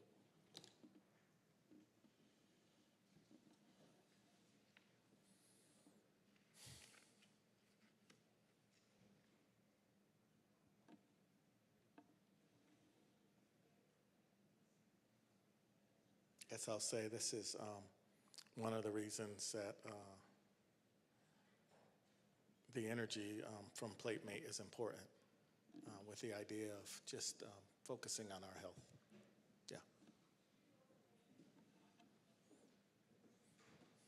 And so maybe it'll bring us back a little bit better if we applaud those that volunteer at the University of Massachusetts to support our students like Ruby did.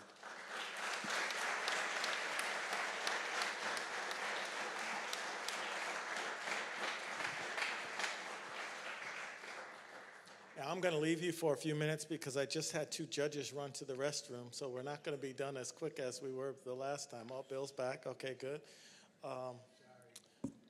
Sanvi, how we doing? Is it Amy? Got her. Great. Okay. It's somebody else. I don't know who it is. But it's looking at me like it's not me, man. It's not me.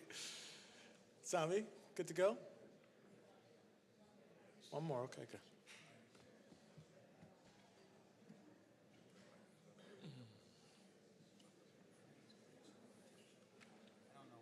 Lecturer in the Eisenberg School of Business, who came to us with a great amount of experience with entrepreneurship and financial understanding. Please welcome Professor Carlos. Professor Carlos, if you wave in the back. Thank you for joining us tonight. Thank you, sir. Thank you, sir.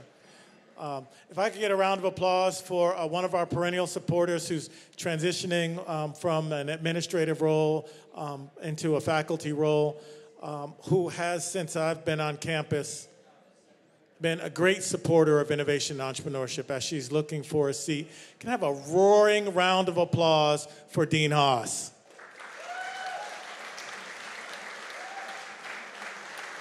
Laura, thank you.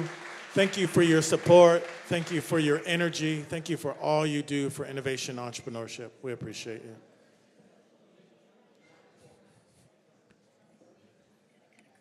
And with that, our next venture coming up, please welcome Supreme Microgreens.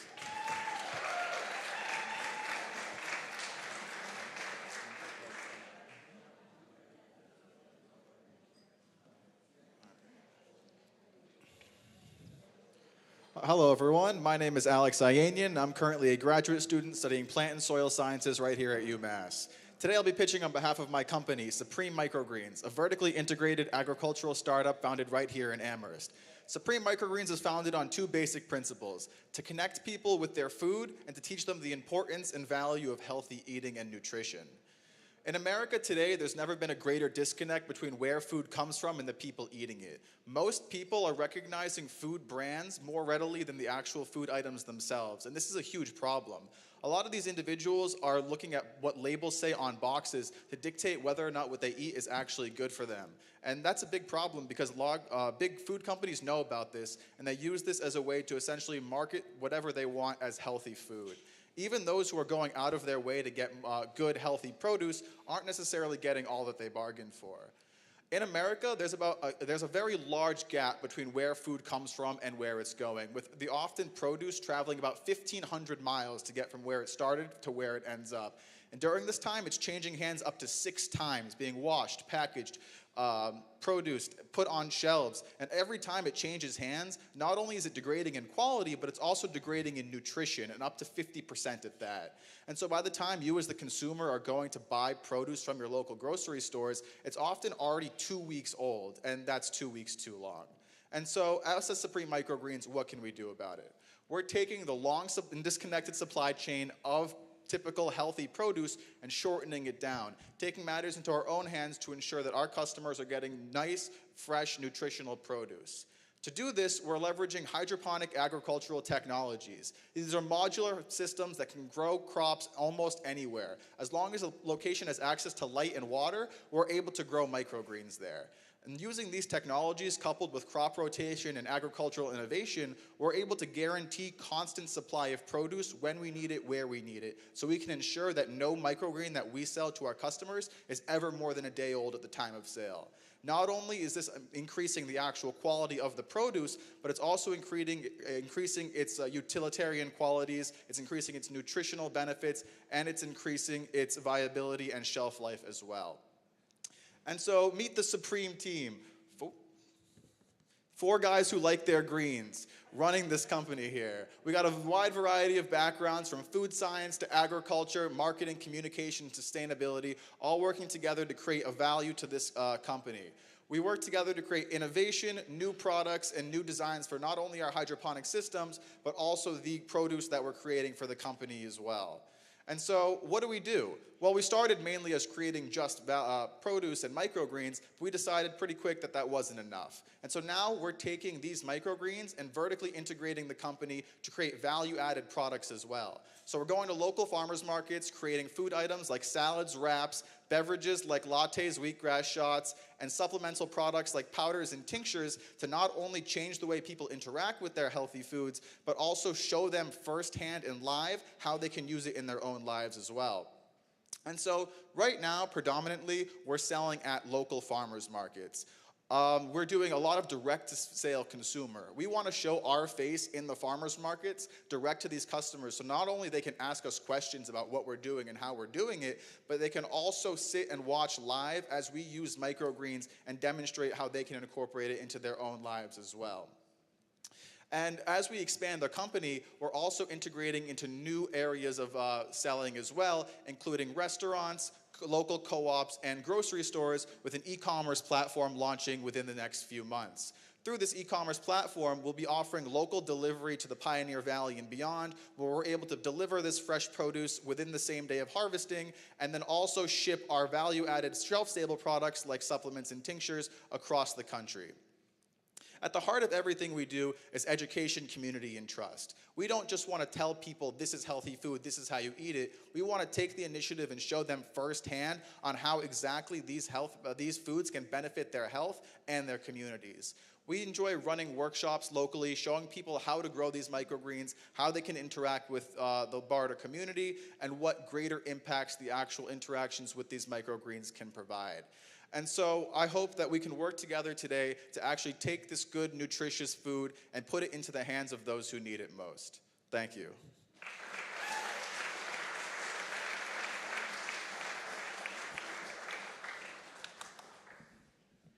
A couple of questions. One is, you're going to get to the market, not the marketplace, whether that's a restaurant or whatever, in a day. That seems reasonable in most cases. But I don't know, what's the business model in this as far as, I mean, you can grow this stuff and then sell. Like Little Leaf does this out of Shirley. Little Leaf, as you know, is probably one of the premier farms that use that technology. They bring it to the market the same day, they sell it, but after that, it sits on the shelves, it sits somewhere else. So your model is just going to be get it to the people who resell it primarily? So right now, in our early stages of business, our direct model is going to be direct to consumer. So we want to be bringing the exact amount of produce that we expect to sell at these farmers markets live every week and through delivery. So through our delivery platforms, people are able to commit exactly how much produce they expect to deliver each week. And so we can use that to dial in exactly how much produce we can create and ensure that nothing is excess and nothing goes to waste.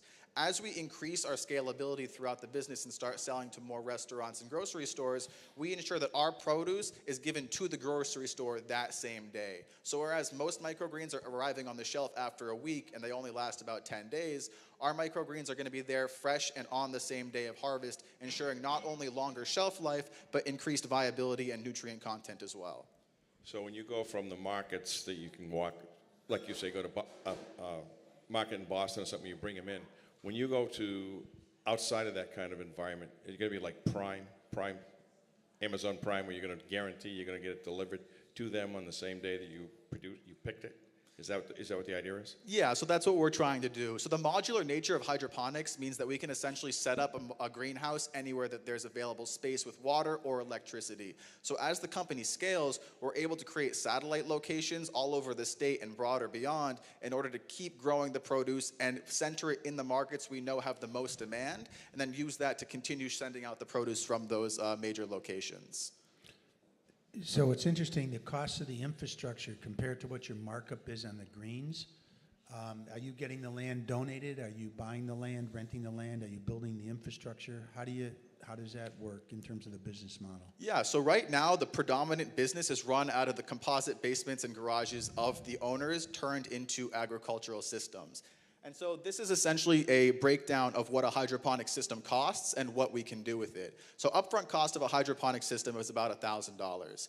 Each of these systems can grow 16 trays of microgreens that have a 2-week turnaround time. Each variable cost on a tray of microgreens is about $2 to $3. The sale of each tray then nets about 15 to 20, depending on the variety that we're growing. So overall, each system is able to net between $160 and $240 per biweekly rate and pay for itself within 2 months of manufacture. Interesting. And one of the biggest things in society to me are food deserts in the inner city. Would you see yourself going to local governments to asking to get space for them so people that live in the inner city would have access to these greens? Absolutely. So one of the main centers of our business model is getting food into the hands of those who need it most. So going into these businesses, or these cities rather, where there's a lot of demand for healthy produce but not easy access, that's really where we want to go. Because we can establish ourselves in empty office spaces, empty warehouses, garages, almost anywhere with electricity and water. And so as long as we're able to find those spaces, we can bring food to those communities that don't have easy access to it. And how much water and electricity does it take? I mean, that's in your cost? Yeah, so that's in the variable cost. So each system costs about $10 to $15 worth of electricity to run per month. And when compared to conventional agriculture, hydroponic operations can serve up to 90% because all of the systems recirculate the water within themselves. And so there's no runoff, there's no leaching, none of the resources, water, fertilizer, or light are leaving the system to maximize productivity. And this is going to lower our variable costs as well. As an entrepreneur, what is your and your team's goal here? Is it to get investment, or is it a lifestyle business, or are you looking for investment to scale this massively and have an exit? What are you trying to accomplish? So we want to scale this business as far as we can, and there's 2 main routes that we're taking right now. Route 1 is through the production of the fresh microgreens and distributing it throughout the various places we can set up. But the second route is actually food manufacture. So right now we're pioneering value-added products through demonstrating live at the farmer's market the production of salads and wraps. And so all the produce that goes into making those products are same-day harvest, same-day sale, so maximize the freshness and quality of the actual food. So as the business expands, we would like to do more work in the actual food production and distribution sectors as well. Do you see yourself, is the secret to getting this greens to the market the circle you have for delivery, which may be a mile or whatever it may be? So either people come there or you deliver there? Is it limited to space? Limited to distance, I mean. So limited to distance in a way. Each location that we're going to be growing out of would have a specific range, but as we expand and as we find new places that are interested in the product, we would be able to set up these modular locations and create essentially a network of these small greenhouses all working together. Would you franchise it? Potentially, yes. Is that what the goal is to franchise it so you have individual owners that are selling the greens? I'm not sure if that's our specific goal, but it's definitely a potential for expansion as the company progresses. Other than the farmer's market, which I can see where people go to the farmer's market because they want fresh food. That's why they go there. People go to the grocery store, they just want some kind of fresh food. So I don't understand how, did you do a market analysis on, maybe I missed it, that says that going to sell other than farmers markets, is a huge demand for, say, that you got food that gets here the same day as opposed to gets here 2 days later? Yeah, so right now we're trying to sell mostly to co-ops where they value that fresh produce a little bit more. But for the short term, our main revenue source is going to be the direct-to-consumer, because not only are we able to control each aspect of that sale, but there's also higher margins in not selling wholesale right off the bat. So we do have a few wholesale clients to have a bottom baseline of revenue, but majority of our revenue is coming through the direct-to-sale of the farmers markets and then soon delivery as well. So as you're thinking about the next 12, 18, 24 months, is your plan to continue both the B2B and the direct-to-consumer revenue streams simultaneously, invest more or less in one or the other, and how are you thinking about kind of operating those two very different customer? So right now we're focusing mainly on integrating and expanding our actual infrastructure. And so since the founding of the business about a year ago, we have had 20 active hydroponic systems created, 18 different major revenue streams, including all of our farmers markets and the direct-to-consumer sales, with over $40,000 in infrastructure investments. And so we want to be able to follow both of these paths. We have a residential kitchen that we're using for the mass production of our food. We're networking with local chefs and business entrepreneurs in the culinary industry to try to get our product in more high-end food products as well. So we're trying to essentially network with anyone who is interested in the product. Branding your product and having franchisees producing these in all the different markets, and then have a local kitchen, have a company-owned kitchen that supports these use of these greens? Definitely, and that's a huge goal for us. Everyone who is a part of this company is very passionate about making good food. That's part of the reason we founded this company in the first place. And so being able to take the good produce that we grow and turn it into these value-added food products is definitely an avenue that we'd like to explore. But let's say someone was in Greenfield and wanted to franchise your system or your hydroponic system and grow it, and you have a great brand that's associated with it, and people are going to come to that system locally based in Greenfield, and the kitchen of the corporate headquarters would support the foods that you're going to develop or what it may be, and people are going to buy a branded product in greens. I'm just throwing that out there. Yeah, so that is actually definitely something that we want to do. I actually just networked 2 weeks ago now with a major hotel chain in Boston who's interested in establishing modular hydroponic greenhouses in their hotel, and then using those microgreens to supplement into the kitchens and cafes that are part of the hotel chain. Great, because at $40,000 in infrastructure, maybe you get individual investors to help you scale that. Just throwing it out there. Yeah, we've had one investor so far. So of the 4 guys that we started with, one of them bought into the company about 6 months ago. They bought a 10% stake for $5,000.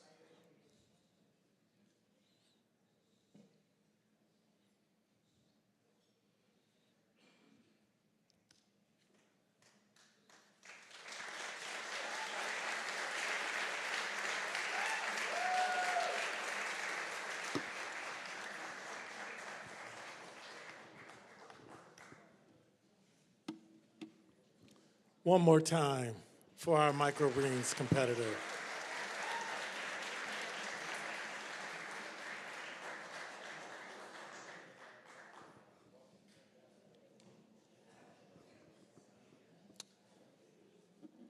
Four competitors, and these 5 judges are working hard. Can we give a round of applause for these hard-working judges?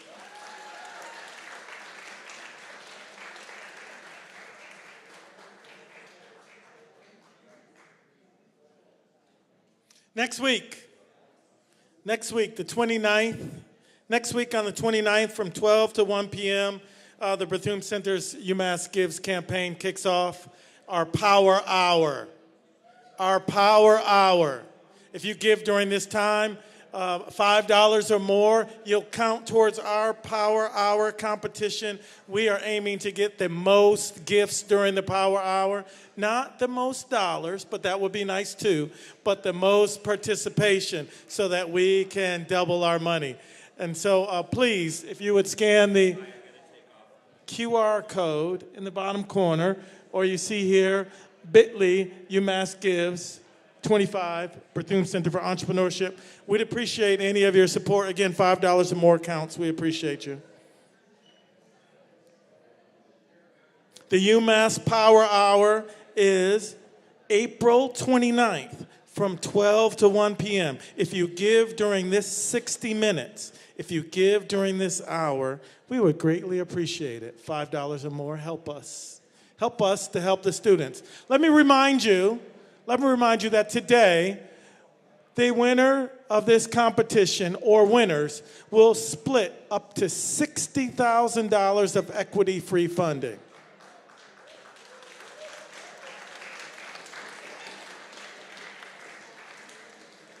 That comes from philanthropic support And we appreciate you and all that you do. Thank you. Amy, did you need me to say anything else there? All good. Okay, great.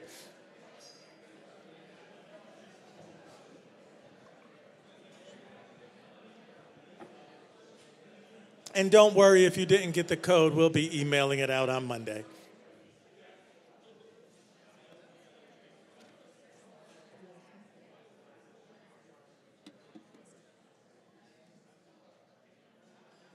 Last but not least, and so you can give a round of applause because it's the last team that's going to present.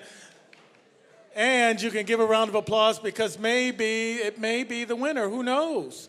But please welcome to the stage Off-Campus Spaces.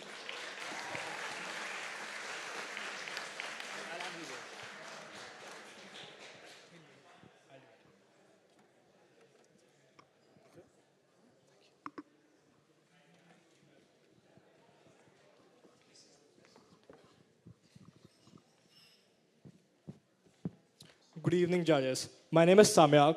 I'm the co-founder and CEO of offcampusspaces.com. I want to start by talking about the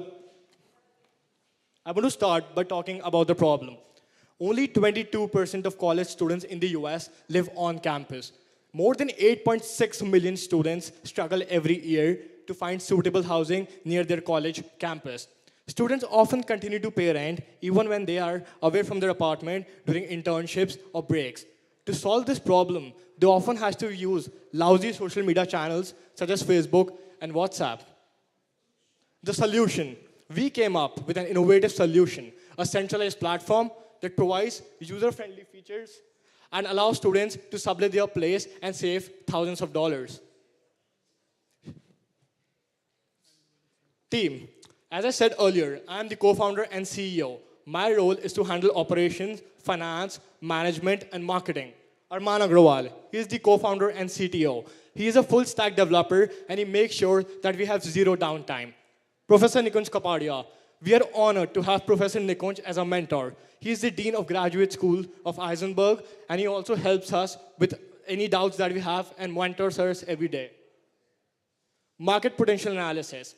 Rents have been increased by 6.7% as compared to last year, and more than 15.6 million students live off campus. Student market is $10 billion worth, and it's expected to surpass $14 billion by 2027.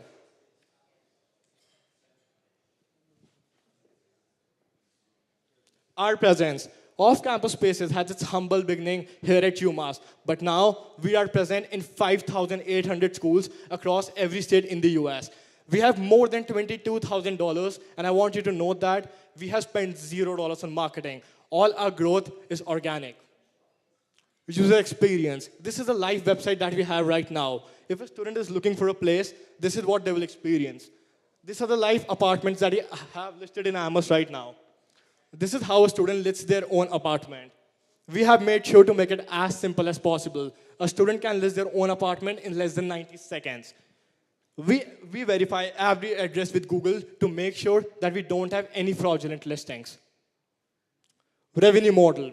We have divided our revenue model into 4 easy steps. First, a flat listing fee for landlords. We will charge landlords a flat listing fee to list their place on a website. A listing fee for students. We will charge students a sublet fee to list their place on a website. Promoted listings. As Amazon does for sponsored products, we do it for apartments. A student who needs more traction and has less time can sponsor their listings. Targeted advertisements. We are the perfect place for people whose core audience is students. We have already got an interest from PwC to advertise on our website. Revenue forecast. We came up with this forecast by using the current user base that we have. This is a very conservative approach. The first year revenue that we came up is near $100,000, and the second is $300,000. Competitive advantage. The biggest competitive advantage that we have is exclusive subletting feature. No website allows students to sublet their place. Student-centric designs. There are renting websites, but there is no website specifically for students. Campus presence. We have a very strong campus presence. We have cultivated ambassadors across many universities who speak for us. Comprehensive database. We have thousands of listings, but we only show you what you really want. Intended use of funds, platform enhancement. We are working on building our first mobile app. We're also working on putting AI integration into our website to make a more seamless experience for roommate matching. We're also integrating a payment portal. Advertisements. We are working on implementing a targeted social media targeted advertisement, and we are also collaborating with influencers who have a strong hold on college campuses. B2B partnerships. Landlords are an integral part of our website. We want to we want to provide them with some onboarding experience like photography. This will in turn improve the quality of our website. Operational infrastructure. We are growing. We are hiring interns, and we are cultivating more ambassadors, and we would like to devote some resources towards that.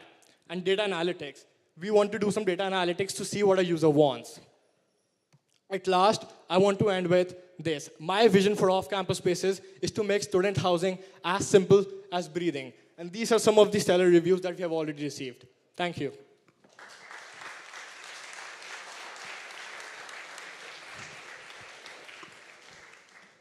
First thing that comes to mind is Airbnb for students. Yeah. So our goal is to make it as like a household name as Google, and then finally exit and sell it to Airbnb, because I think they will be the perfect company to take it over. Do you have any, as far as, it seems, this is a great idea, it seems like, but let me ask you this. The two things. One is subletting. Is there an issue when you're dealing with landlords? Like many landlords don't like the sublease, for like a couple of months. How do you get around that? Or So you are right. But there is a form that a student can fill if they are like subletting their place. It takes like around $100 or $150, and it's a legal thing that they are subletting, and all the responsibility is going over to the subletter. So if you do it legally, our landlords are more than happy to do it. So do you have any legal part of this at all? How are you out of the legal loop on this thing by let the landlord be the problem in the legal loop? No, we don't have any legal part. You can call us as an advertisement website where landlords are advertising their properties and students are advertising their properties, and we are connecting them. We are more of a marketplace. So do you sign an agreement with each landlord as you go through this with all the specifics that we just talked about? Yeah. So for landlords, we do it, but we don't handle any legal compliance after that. They advertise their place on our website, and then students contact them, and it's between the landlord and the student from there. Talk to us about current revenue. I think you said 22,000? Yeah. All right. How are you generating revenue? What's it look like so far? So we are not generating a revenue right now, but that is what our goal is. We are implementing the portals and everything. We didn't start generating revenue because we wanted to test our concept. Now we know that student needed. We did a survey, and the revenue model that we came up is the amount that student told us that they are willing to pay. So we came up with the $75 fee that we'll charge students for sublet, and that's only 2.5% of a 3-month rent, like an average 3-month rent of student. With the 22,000 that you have now, what does that translate into, or what does the revenue look like year 1, year 2? Okay, so that 22,000 that we have right now, so as soon as we'll integrate the revenue model into our website, some of them will convert and have to pay us. But I think the next time when we go in, or the students, the new people who are coming in, they would be our first customers.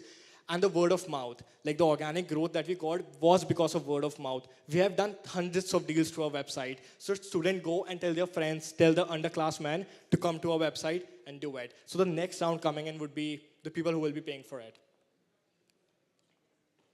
So the revolving database could be a revenue source. It's such a short time frame for each individual student.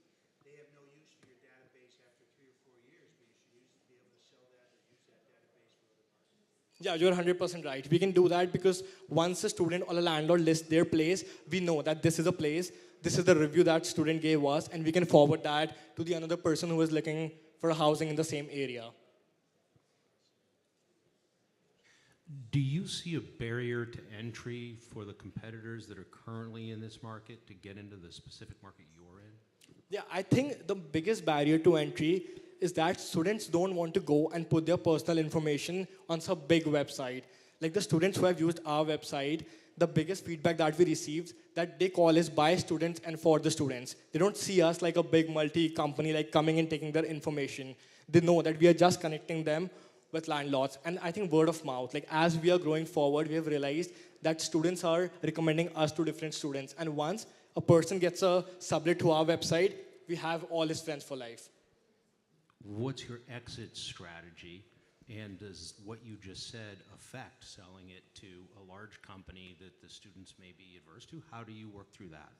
I think we have not clearly devised the final exit strategy about that. But as I said, the Airbnb thing, I think that first, like as soon as we incorporate a revenue model and we can prove that we can earn revenue through the users that we have, and this is the need of the hour and students really need it, we can go forward. And after we reach like for 1 million users, for example, we can go in talks with a bigger company. And I think once we are growing, we will be in their eyes. They will see that there is a company that is originating and students are really using it.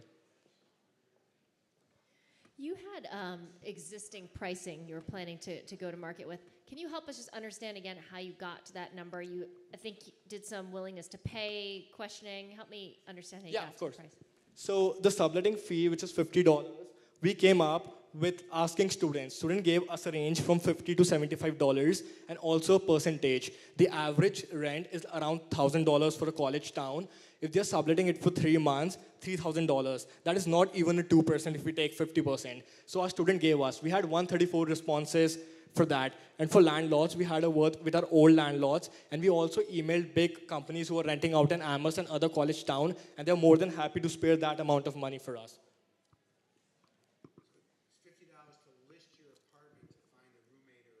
Yeah, yeah. And for landlords, it's $100. And for the sponsored listings. And is it targeted by region? Yeah, no, like can you, what do you mean by region? So in other words, is it, for someone that pays $50, is it only for UMass area? Yeah, because if a student has a place and they are looking, you're usually looking for someone from the Amherst area to come and share their apartment with. And how do you regionalize it if someone's in Ithaca, New York at Cornell? Yeah, so I think if someone is at Cornell or in New York, obviously the price would go up. But for Boston, we did all same pricing. We just wanted to check that, is this working, so. No, but how do you limit the usage? How does someone that, let's say I was looking for a room and I go to your website, do I hit a region and then each one of these? Oh yeah, so when you go to our website, I'll show you. This is the user experience. When you click on need a place, you can select your own university. And when you select your university, oh, it's paused.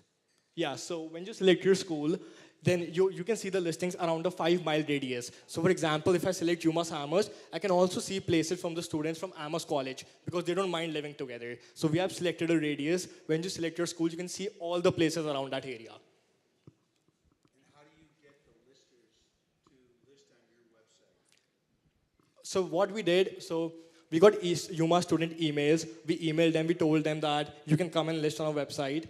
We also used some database which had names, and we also had a list of like WhatsApp groups. We went into a WhatsApp group, told students that they can come and list, and that is how we marketed our website. It's sort of a classified ad. I mean, in the old days, a classified ad for an apartment. Yeah. Other apartments for rent. Have you guys sort of figured out what your sort of critical mass of, I mean, how many listings do you need in order for it to be, valuable? And then how do you scale that? How do you have a plan to scale it? Because it seems like you would need to go deep in Amherst, but how do you do that at 500 or 1,000 different campuses? Yeah, that's a really nice question. So what we are doing is we are cultivating student ambassadors because we have realized it's very difficult for us to sit here and convince someone in New York City. So I reached a lot of students on LinkedIn who had a very active role on their campuses. We got in touch with them and they were more than happy to advertise us on their campuses, tell their friends, put posters around their campuses. So that is how we got different school listings on our website. And for example, as I got in touch with the student ambassadors, they usually have emails of their undergraduate peers, which are in their email. For example, an economics student would have email from all the economics students who are in their department. So they usually forward us that, and that is how we market ourselves. do you incentivize the ambassadors? Yeah, so right now we are not incentivizing them. They're doing it, but as soon as we get the funding, that is a major goal, to hire the team and start doing that, because we believe that once we start doing that, the efficiency will be increased by folds.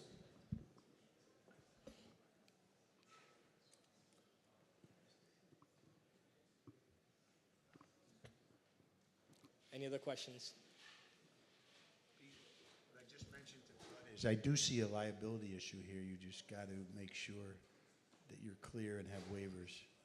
Okay, yeah, sure. Thank you. We'll look into that. That's a great feedback.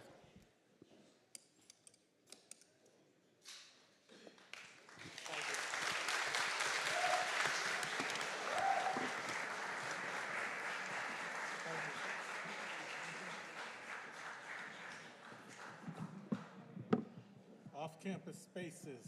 I need the mic. Off-campus spaces. One more time, please.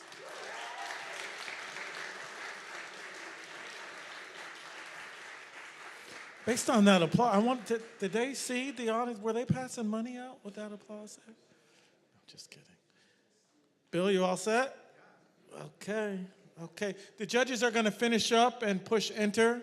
And I'm going to escort them downstairs to the deliberation room after they finish up. And we're going to have then some other pitches. So I'm going to pass it to Amy. Before I do that, I'd just like to say another thank you. We talked about the staff of the center. We talked about the students. We talked about the MBAs. We went around the room and recognized a significant amount of people in the audience. But one group that we didn't recognize that I'd like us to take a moment to. Can we give a round of applause for our bartender, Chris?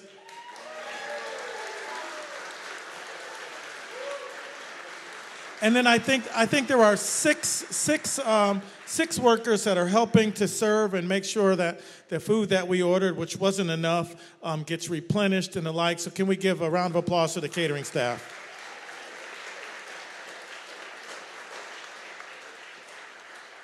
And then last, there are two other people. I'm going to ask Amy for some help with this.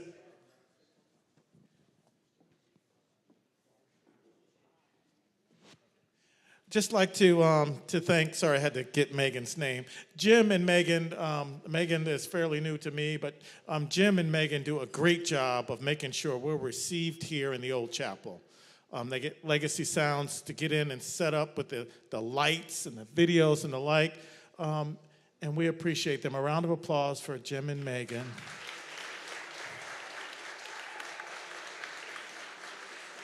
And then there's two more. Legacy Sounds, they're doing it. They're with us. They're our perennial video and team and audio team, and we appreciate them. Legacy Sounds, please. And then last, our rock star photographer, and I love him because he's got good glasses. Oh, but one time for John, our rock star photographer. And I think with that, I've covered everyone. I'm going to pass it to Amy. I'm going to take the judges downstairs. And when we come back, we're going to come back with checks for the winners.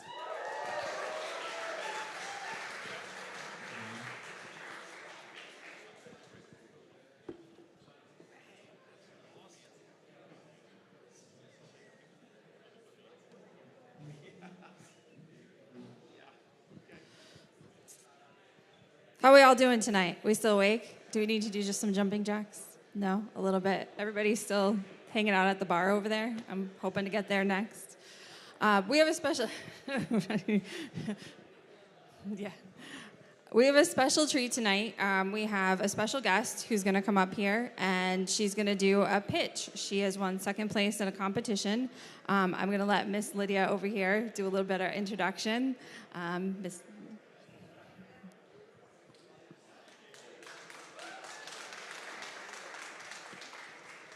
Good evening, everyone, and thank you, Amy, and thank you to Gregory and the whole team for having us and extending the invitation to us today. It is extremely exciting to be sharing this platform with such great talent, and for our youth to be able to come and see what this looks like is an extremely we're extremely grateful for that opportunity. It's a learning opportunity for them. And when we talk about bringing more of UMass to the community and more of the community to UMass, this is a perfect example of that. I am going to have someone else come up that is going to really talk about the For Youth by Youth program, which was a collaborating effort between the foundation of Follow My Steps and the Springfield Public School Systems through a grant from the state that was an urban grant. He will talk really more in detail of the actual logistics of what this program entailed. And I will call Sane up to the stage. I know we are all excited waiting for the winners, and we have all been enjoying the food and the drink, but if we could please just, again, as Gregory said earlier, kind of keep down some of the social networking. If you want to network, please go hang out in the hall just a little bit. Otherwise, I'm going to come out there with my mom voice and start getting cranky on people. So if we could show a little appreciation. Thank you, guys. My name is Zane. I'm the program manager at Follow My Steps Foundation, which is a nonprofit organization based in Springfield, Mass. We do a lot of work empowering youths towards initiatives like entrepreneurship. So obviously entrepreneurship, as college students, I'm a college student myself. I think about creating a business all the time, but we have some youths who, when they're in high school, they're already thinking about business. They're already thinking about creating their own brands, creating their own companies. So we're super thrilled about this program. We just spent 10 weeks preparing Miss Kyra Morgan to pitch her business, and she actually came in second place for our pitch contest, so we're going to give her the opportunity. If you would all be so kind as to give us your attention, Kyra is going to pitch her business. And I'm going to hand it off to...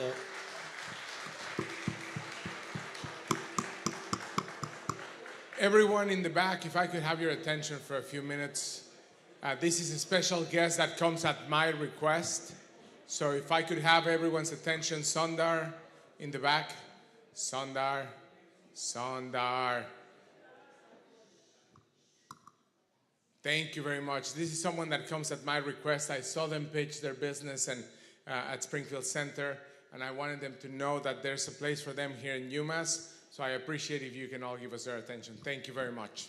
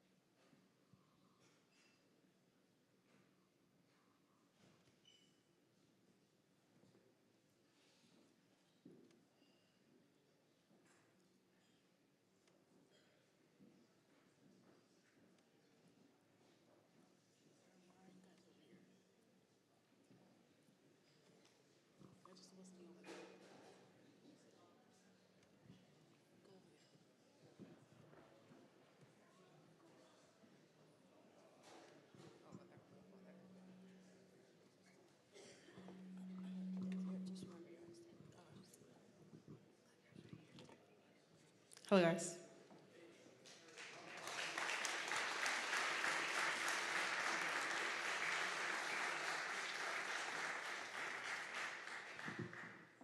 Alienation is tapping into a massive market opportunity with unique value proposition, a scalable business model, and a passionate team driving it forward. Your investment will help us scale production, gain strategic partnerships, and increase brand awareness. But more than that, it's a chance to be a part of a cultural movement empowering outsiders through fashion. The problem is clothing insecurity.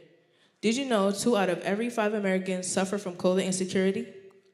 Clothing insecurity means lacking consistent access to quality, affordable, and sustainable clothing, a challenge affecting low-income and marginalized communities the most. Rising costs and economic uncertainty have made it even harder for many people to afford clothes that make them feel confident and included. I understand this personally. My name is Kyra Morgan, and growing up, my mother, who's Jamaican, never wanted to spend over $50 on shoes. That feeling of exclusion, of being left out, is exactly why I created Alienation. Our solution is affordable, high-quality streetwear.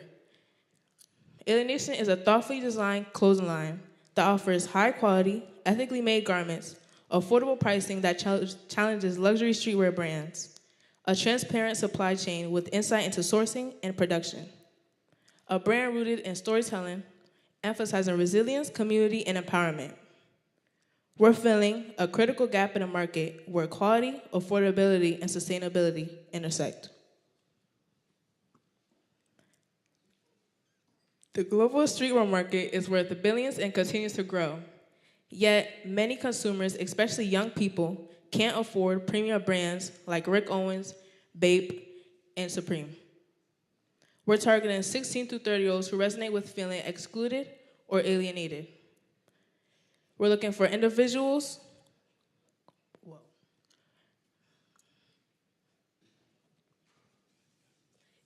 looking for affordable alternatives to high-end streetwear, creative subcultures, and fashion enthusiasts who prefer unique designs over mainstream trends, or urban communities with strong underground fashion culture. We meet our audience where they are, on social media. Our strategy includes Instagram and TikTok, showcasing aesthetic, behind-the-scenes content, and style inspiration. YouTube, with collaborations and brand storytelling. We're going to have exclusive drops and rewards, encouraging brand loyalty with limited edition releases and surprise packaging elements. We're going to have influencer partnerships and community sponsorships, supporting creatives in exchange for content. We're going to run targeted ads on Facebook and TikTok, creating visuals that spark emotions and curiosity. Alienation generates revenue through direct-to-consumer e-commerce sales. We currently work with Finzulu Zenland Clothing in China, but are exploring local print shops to cut costs. We offer both entry-level items and premium limited editions. We have strategies to increase average order value, including bundles, sets, and strategic upselling at checkout. Our initial investment was $1,920. Our monthly cost is $150. Our break-even is 12 shirts per month, including 148 units in total. It's $12 per shirt. Our selling price is $25, making our profits $13. And everything is currently reinvested into the brand. With scaling and brand awareness, we can significantly increase sales volumes and expand our product line. Alienation is more than just a clothing brand. It's a movement. We speak to the creators, the misunderstood, and outsiders by offering affordable, high-quality streetwear with deep storytelling. We're filling a real gap in the market while making a meaningful social impact. Join us on redefining alternative fashion.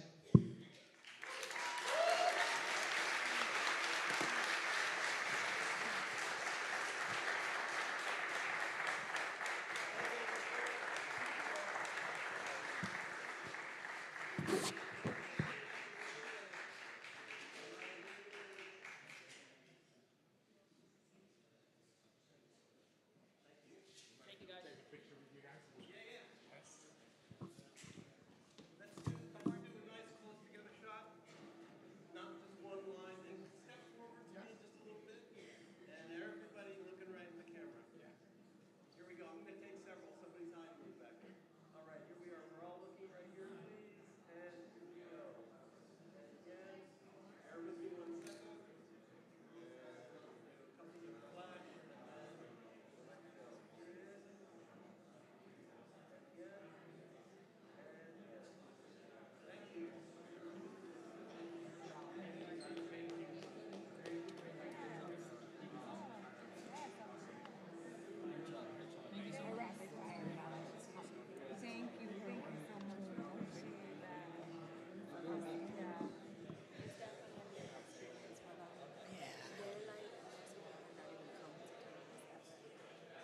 have to have them back.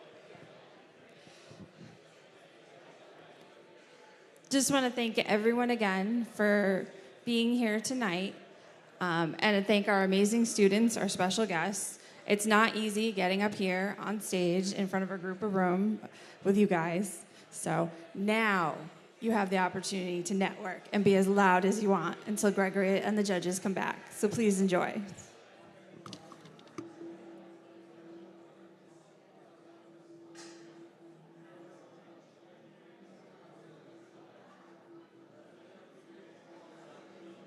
We have to get.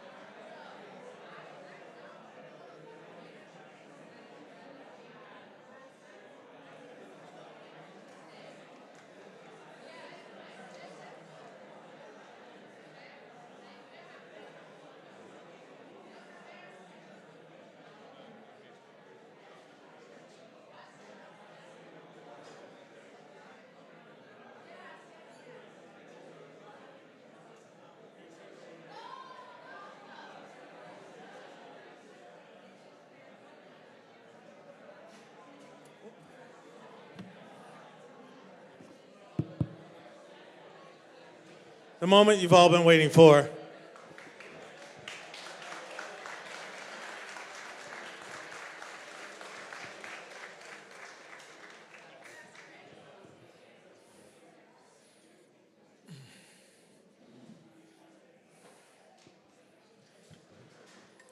We went through a grueling round of analysis, and the judges said, no, let's start again. The students had written it down already, they erased the board, and we started all over again. As I said earlier, for this competition, 75 applicants, 25 competed in the preliminary round, and 5 competed tonight. 75 winners. 75 winners. Well, 5 will get money tonight, all 5. But 75 teams will get better. And so what I want to talk about right now, quickly, as instructed by the judges, is the benefit of these next 2, who will both get cash because they made it to the final round. But very clearly, the judges said they just need a few more things, and we want to see them again. And so when I announce these 2 teams, I'd like you to applaud as loud as you can for them, because you're going to see them again.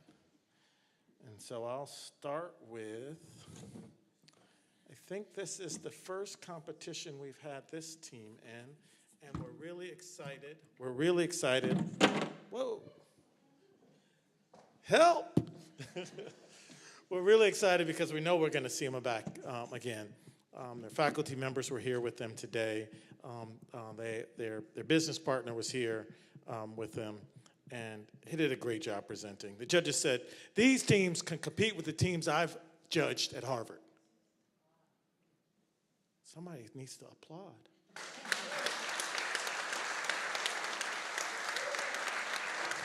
And so the first team that we're going to see back again is Supreme Microgreens. Come on up here. Take your name card.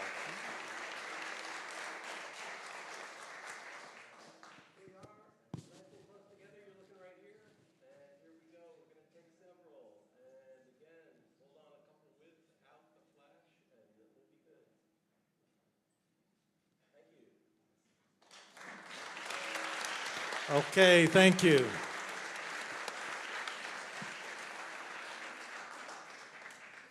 And the next team, we know we're going to see them back again. We know we're going to see them back again. They are scrappy as hell. $1,000 goes to Exchange. Exchange, Grant team, come on up here.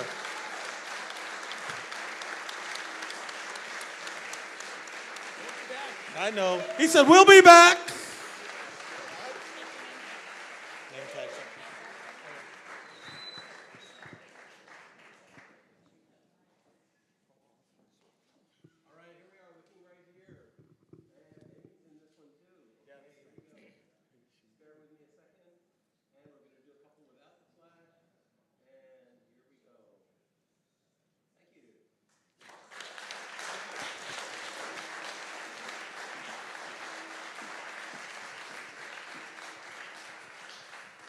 And now the dollar amount goes up just slightly, a little bit more. Okay.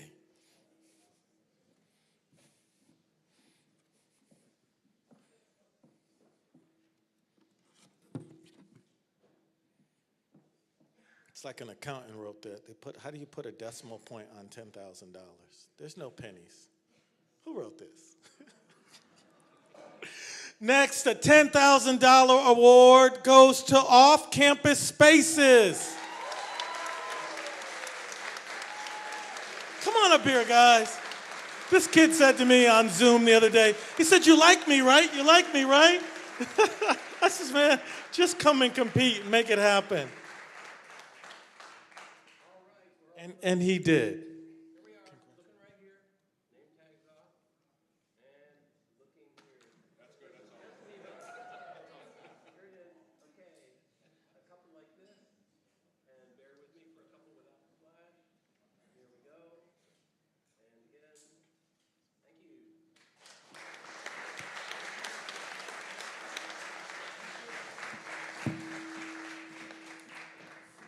More decimal points. The next dollar amount is $15,000 and 0 cents. See what happens when we advance in technology and the world, and we don't know how to write checks anymore because we don't have to. It's lovely, right? This next venture in the Innovation Challenge, the final, is being awarded $15,000. Can I have a round of applause for Platemate?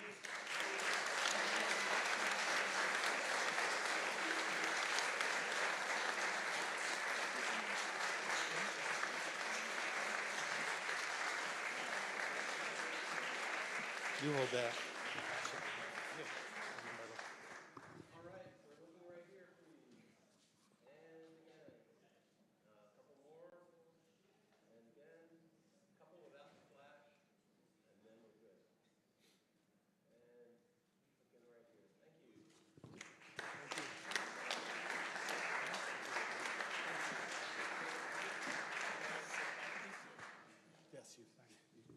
Yes, you can keep the checks.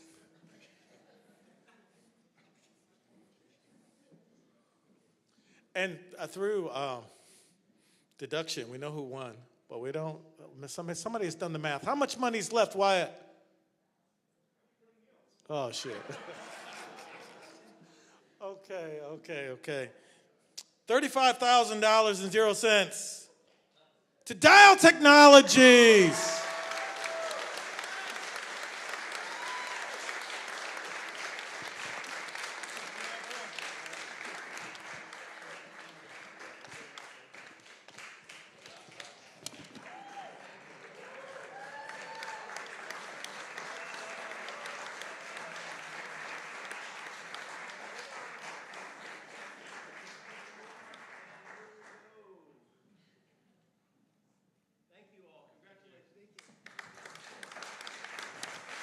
Thank you for hanging in there with us tonight.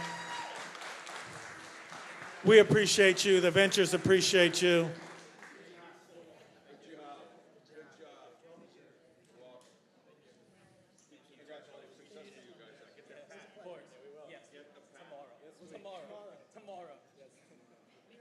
I think Burnley, the TTO office is waiting for them out in the hall.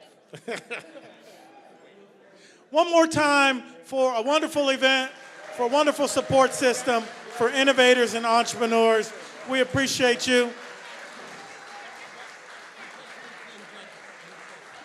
And if I could have the judges and all of the contestants come back up on the stage. You can leave your checks down there. If everyone could come back up on the stage for the grand finale picture, please. Let's go.